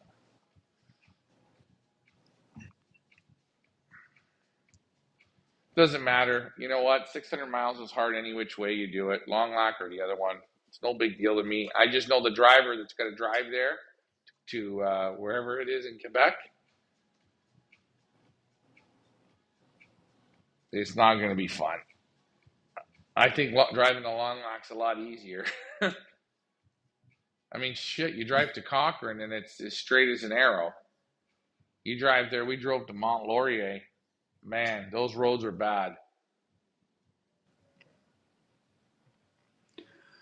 Yeah. But Cochrane is straight up. Then once you hit Cochrane, you start turning, you go west, northwest. Mm-hmm. So, Long Lac is a tougher race. It's, Yeah, yeah, really tough. I wonder how far Long Lac is. Well, how far is Long Lac to you, Ricky? Just over 800 kilometers, 500 and something miles. So that would be close to 600 miles, I guess, then for guys like Ian and them. Uh, uh, there you go. Vanda Bosch has bred some good ones for Mike Green. That was a small loft as well. The birds from the breeders you sell want to keep their reputation, so I believe they give good ones. Yes. Buying off the best increases the odds. All these are the same comments. The driver is going to eat poutine 3 meals a day while he is in Quebec. Well, you don't have to worry about the driver being there for 3 days in Quebec, Mike, because the drivers, you guys change the days around, so the driver will just get there, open the basket, and drive away. And I'll still like to see if they can make it to 600 miles, or if what is it, the weather gods, the daily, the weekly, when's the 600? Is it in 3 months from now? Have they canceled it yet? Normally, the candy ass liberators, I call them, most liberators are real candy assers. They're afraid to. They're making decisions already for young birds. The old bird season has been picked. We're gonna figure out a way to cancel the 600 mile and cancel the 500 mile.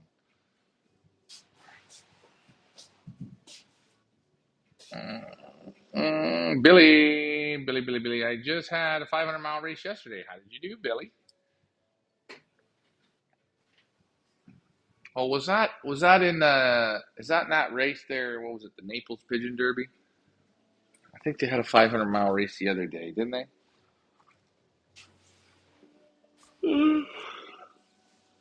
Ricky, Rick, you ever, what do we say? Check your. Do you ever look at your life choices? That's what I'm doing here in the hotel, and I look up above me and look.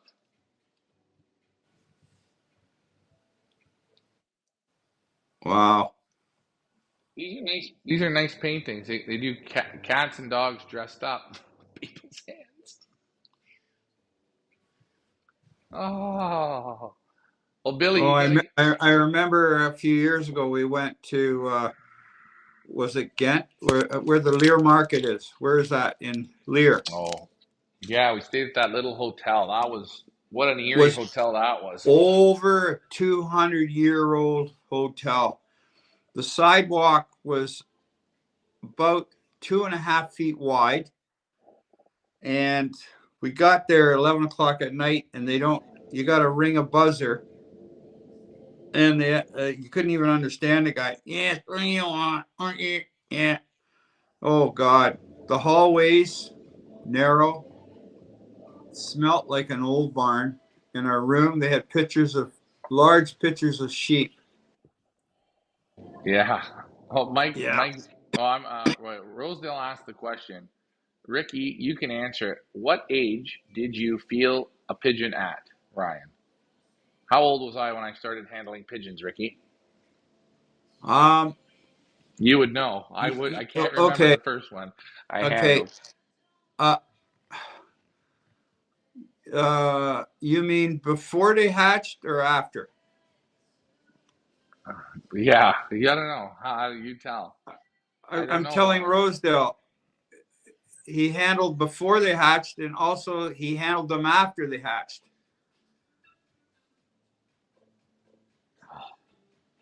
I handled them before they hatched. I think I handled them when they hatched. Then I handled them when they were on the floor. I don't Yeah. know. So I think he, I he just. was a professional at 2 years old, moving eggs around the loft. Hey, See, Dad, I moved the eggs from that one over to this one. Okay. Yeah. listen, I Yeah. was, So, I was, I was putting stuff in. I was getting everything in line. Okay, yeah. hold on. Ian Sybil says they passed a rule in our combine this year, at least for old birds, a trial. They have to put a trial in. The birds will go when scheduled. Well, who's the liberators? And how long will the crybabies before they say, "Well, I don't want my birds drinking in the truck"? Ian, I'm not saying that's you. I'm saying how long before the crybabies start crying? Because I'll tell you, we're gonna have a trial. That means to me, the crybabies need to start crying, and that trial will be over. But I like the idea. Rosedale gave a Ricky with the sunglasses look. Mike Green says sometimes it's better to save up. Okay. Uh, Pretty sure we fly. Oh, it's the same way. Ran out of bullets. The comments are just coming back over. Sorry, guys. Bill. Uh, uh, I'm going to enter a 600-mile race in Spring Hill. Okay, Billy, good job. Billy, you should get into our race this year. I think you'll have fun. You're on our show enough. I see your name pop up. I'm looking. The comments just keep going over. Hold on.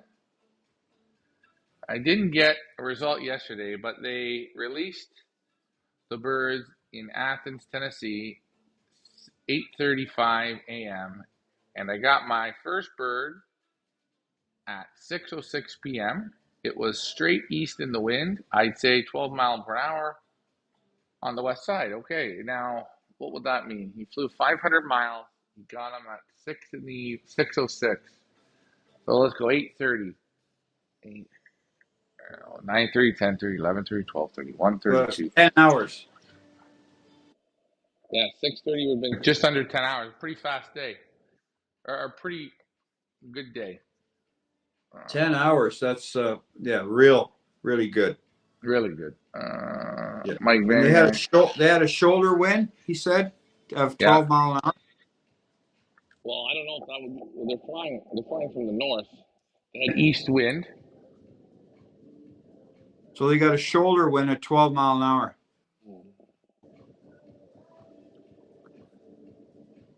I live in Florida. Well, Billy, you got to get in our race this year if you fly in Florida. Your birds will do fine here. I retired and living the dream. Okay. Comments keep coming over comments, but that's okay. I will say, it's kind of was a start to a slow show. I wasn't feeling like talking tonight, but we had some fun. I think Ian and Mike made the show good, brought a little bit of fun. So we're going to follow their results just for fun this year, guys.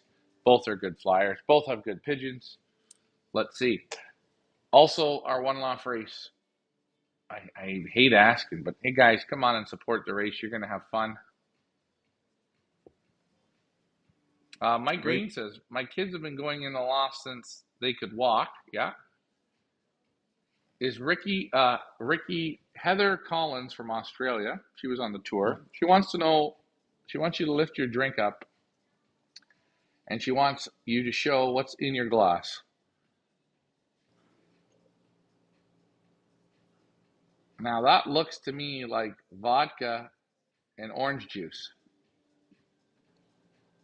It's actually pure orange juice, but the ice cubes melted, so it kind of dilutes the color of the orange, and it's more of a health drink. That's what So I'm into so now. it's so it's 100% vodka and orange juice. We call No, that no, no. It's orange juice with ice cubes. You Ricky's see the ice they melt down, and it dilutes the orange juice. Because if I drink too much straight orange juice, I get bad diarrhea. ah. Too much vitamin C. Yeah, you don't want to have too much of that. Billy says it was my 23 bird, no, 2023 bird, and I hope next old bird season they will do even better, okay? That's good. That was yearling then. He sent a yearling to 500 miles. Yeah. I put 1723 birds in the race, and I got 12 back so far. Very good. And they're all yearlings Yep. from 500 miles. Now, so You got to think. You got to think. that It's course there is, you could here never send a yearling to 500 miles, a long lac, you won't get it back. well, you get them, but you lose a lot of them. Oh, you'll get, no, if you send 100, you'll get one or two back. I'm not gonna lie to you. One time in the EOC, it had to have been a 10 years ago. I was flying on that truck, and they had the trucks met up and switched baskets. So we were sitting waiting for birds, and all of a sudden, there's Hearst and then there's Long Lac. We sitting and waiting. Oh, boom! There's a Long Lac bird. Boom! There's a Long Lac bird. Boom! There's a Long Lac bird. Boom! Right? The driver Yep. switched all the baskets, took in the whole combine, took all the yearlings to Long Lac. And all the long I lacs think I to think we Hearst. had I think we sent like 25 yearlings or something. I think we got one or two back. The rest, Yeah, gonzoed to Long off the Lac. map. Exactly what you said. They can't something they can't handle. They can't do it. You get a bird, you get a yearling, you send them to 450 miles, which is Hearst. You'll get them all. You send 10, you'll get 9 back. No problem. They'll come in good time. But send those yearlings to Long Lac, you won't see them. That's how tough that is. Well, you got to think about it. We sent the roller coaster. He won the Englehart Open and Hearst. He topped the combine at Hearst. And he should have been the the the Hearst Open winner, but Ron Hasty, rest his soul, he wouldn't accept our entry. Because the bird went and we forgot to give the driver the envelope. Well, yeah, because Grant, the driver, was partying at our house and must have had 12 cocktails. We were all having a good time that night. We forgot to give him the paperwork. But Ron Hasty made sure on Saturday morning that the paperwork wasn't going to be accepted when we called them. But that's okay. Hey, it's got screwed up. And that's what it is. You need to come on the tour. Have you ever had someone team pair your birds with you? No, no, I haven't. Good question. Mike Green is doing a pair of pigeons for you. Okay, good job, Zach. I'm glad that Mike's got you on the right road. You're enjoying the pigeons. For Mike Green says in Idaho, if you send yearlings, you'll lose most of them, but they go through the mountains and the desert. Yeah, that's probably what it is. Uh, I'm just looking. I'm looking at the comments. Long Lac was released on Friday, and Hearst was released on Saturday. Back on EOC. Yeah, I don't know what it was. I can't remember the fine details, Mike, but you can. All I know was the whole yearling team got obliterated. But hey, that's okay. Humans make mistakes. Thank God that wasn't me that made the mistake. I'd still have the lacerations on me. The wounds would still be oozing. Well, Ricky, your egg sales are at an all-time high. How many eggs did you crush out this week so far? What sold? Yep, About 50 dozen. 50 dozen at the beginning of the week. What is your estimated? What is your estimated By the production by the end of the week of two sales? 2 weeks ago, I sold 110 dozen 1 week. Yeah, and today I ended up killing a possum That killed out the in the chicken. chicken loft in broad daylight, and I ended Oh, up catching him in the act. And boy, I went in there with that piece of 2x2, and I just kept swinging and swinging and swinging and swinging. Those damn things are hard to knock off, boy. was it hissing at you? No, he didn't have. I got him by surprise. He had the chicken down. Chicken's still alive, and he didn't even know I was coming, and I just gave it to him. I gave it to him, and I gave it to him. And even when you think the thing's dead, it's still breathing, still moving its legs and doing all that shit. Those things are tough, man. Oh, Ricky's got over 350 laying hens now, and Mike, that's where they come from. Ricky's got himself his job, and he's rebuilding the whole village. He loves taking care of the chickens. We have the freshest eggs, some would say, in all of Canada. well, my customers are very happy. So when you come back, Ryan, if you do, you're gonna have to deal with a lot of special customers. You know, they're telling me the shells are too soft on some colored eggs, and they don't want eggs that are chestnut colored and this and that. But there's special people, and I got to know them real good. So I think you know what I think, eh? what? This world's full of a special group of them, The whole world's full of us. special ones, Yeah. special. But anyways, I got rid of them. My heart was beating when I knocked them out by the end of it. That sucker, they don't want to drop dead, boy. They're tough. You should have. I don't know why you didn't film it. That would have been great content. You should have told me. Well, I got the old stick with the blood on both ends. I actually got them in the bucket out there too. Are there chickens at the village? Yes, we have some chickens at the village, but that's not where the main herd is, Mike. We don't just divulge all the information. But we have the chickens at home for the eggs that we eat. What do you have at home? About 30 chickens? I have 28 chickens. 28. So there you go, Mike. I know you were looking for some of the big answers, but that was a big Yeah, answer. they're all a nice group. Yeah. Do you find that the eggs taste different from the different colored eggs? or is that just nonsense? I got customers that buy certain eggs and then I change them on them and they notice the difference in the shell. Uh, yeah, I you know They don't taste any different. I don't think they taste different. I think they do. Like I'm an egg connoisseur, and most of Oh, my customers were all the same.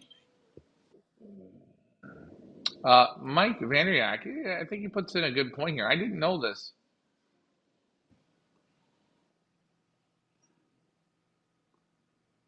He writes, possums eat their weight in ticks every month. Really? Wow.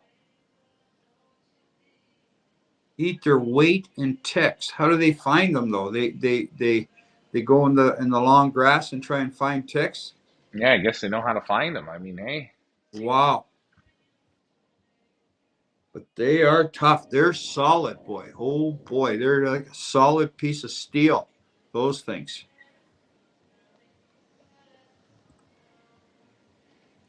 yeah, I don't know.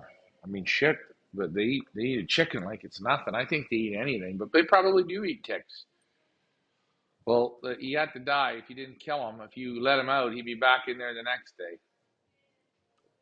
Oh yeah, holy jumping. Yeah, yeah, yeah. I gave it to him good. I give it to him. He won't believe it. Then in the end, I get made sure he had it. I gave him with the old shovel. I gave it right in the neck and right in the head. I put him in a can here, a recycling can, and my dogs, they didn't even see him, but they knew he was in there. They started barking. Mike Green says my chickens lay colored eggs, and he doesn't notice a difference. Mike Vanderyak says Long Lac is 940 to me. Rupert River is 967, so it's a little further.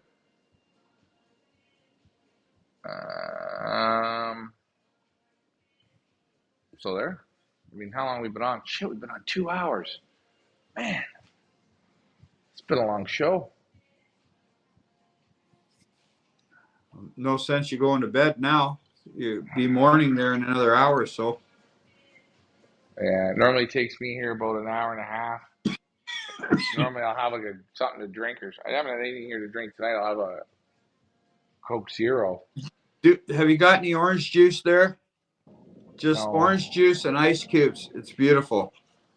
yeah, and if you put any clear liquid in, it's just that that's just more vitamins. Excuse me, but no, clear liquid is not good for you. Good for your Oh, kidneys, though. I had enough of it yesterday. Talking this, I taught. Well, it's funny here, man. They give you Duvals or the beers. Oh, I think yesterday I had 4 beers or 5 beers. I think that the highest one was 10%, 9.5%, 8.5%. Those beers you can drink. I mean, you can drink vodka. I can drink vodka good. I feel fine. Give me three or 4 beers in a 2 hour time. Man, you feel them, eh? You feel like holy jumping. Yeah, if you have a couple too many beers, you start feeling a headache. Yeah.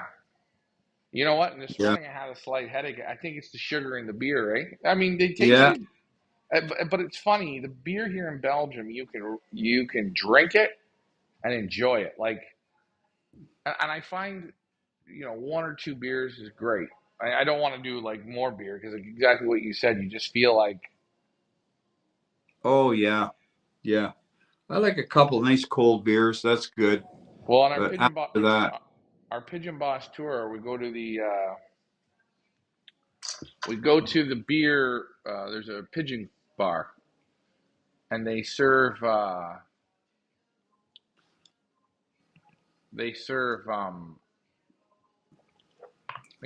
all these different beers, right? And I mean, yeah. they serve a lot, like a lot. I mean, it's like there's hundreds of beers to pick from. And the way they did it with us was they had a guy that come in that was like a beer connoisseur, right? Hmm. and it was so fun because it was just, you're trying different beers, and there were beers that they said to us, like, you're gonna taste this and taste that, and maybe it won't even taste good to you. Some of them tasted horrible, but everyone shared. Like, you get one beer and you put in these little beer glasses. What a fun experience it was. Hmm. And you just took a Well, mouthful of the beer. If you wanted a little more, you could, but it was basically one or two mouthfuls. yeah. But anyways, But I mean, I can show you the beer I normally drink. Let me show it to you.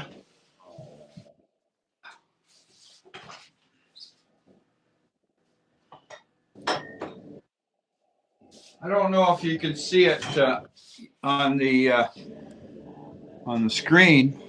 This is what I normally drink here. This is whenever I have friends over and that's the beer I drink, and we just enjoy this uh, immensely.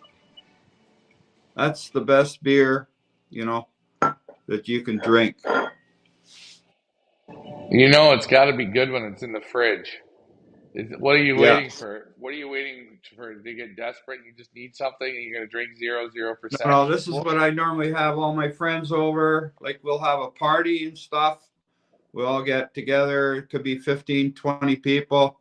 We have a great party. How many, like, And two fours of those can you drink in a night? How many of those can you drink? I have drank, yeah, two fours in one night, friends. And believe it or not, like everybody was just plain happy. Well, You know, it's like, actually, if you don't believe me, don't have one. Don't.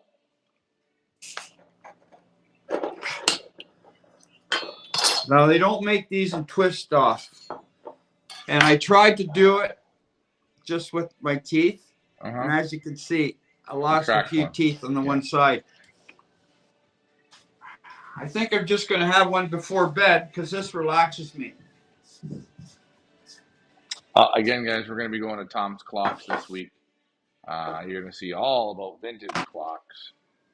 I wanted to wrap this up. Now he opened this beer. I've only got about 10% left on my telephonic system, so nobody complained tonight. That way, we got the internet right. The thing I'm going to say is everyone's welcome to come on over and have some beer with me. The only problem is if you have it just before bed, Mm-hmm. you have to get up a little more in the nighttime.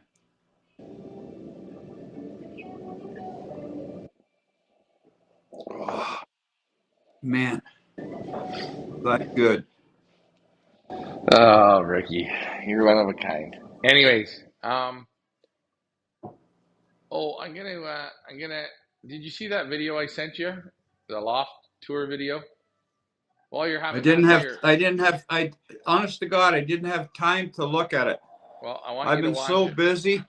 I want you to watch it now when you're having your beer. Um, I'm gonna wrap this up. I think we've been on for 2 hours and 10 minutes. Um, when my kid Now was I, when my cousin came back from Germany, we had bought me a beer from there. Drink it room temperature. You don't drink alcohol content is higher. Yes, the alcohol content's good. They have beers here that you drink at room temperature, and you'd think they wouldn't taste good, but they taste fine. But well, now anyways, I'm having this one here. And you know what? I may have 3 or 4 of these before I go to bed. well, Mike Vanderyak says that that's his favorite beer as well. Boy, it's good. Oh, especially when it's cold and like that. Ooh, it's really good. Well, So, Ricky, I think I'm going to okay, wrap this up. We'll talk we're this going to week. let you go. Get on, Um, sign up to our One Loft. Let's get involved. Billy, you got to get in there. Mike, you got to put another team in. Heather Let Collins, everyone, thank you for tuning in tonight. Jason Mihalich, get your teams in. And Zach, you're lucky you know Mike. All right, I'm going to wrap this up, Ricky. I want you to have a good night. I'm done. have a good one down there. Where are you? East of here? All right, we talk again next week, Ricky. Have a Okay, good have a evening, good guys. one. Thanks for flying with us. Good night. Bye. Bye.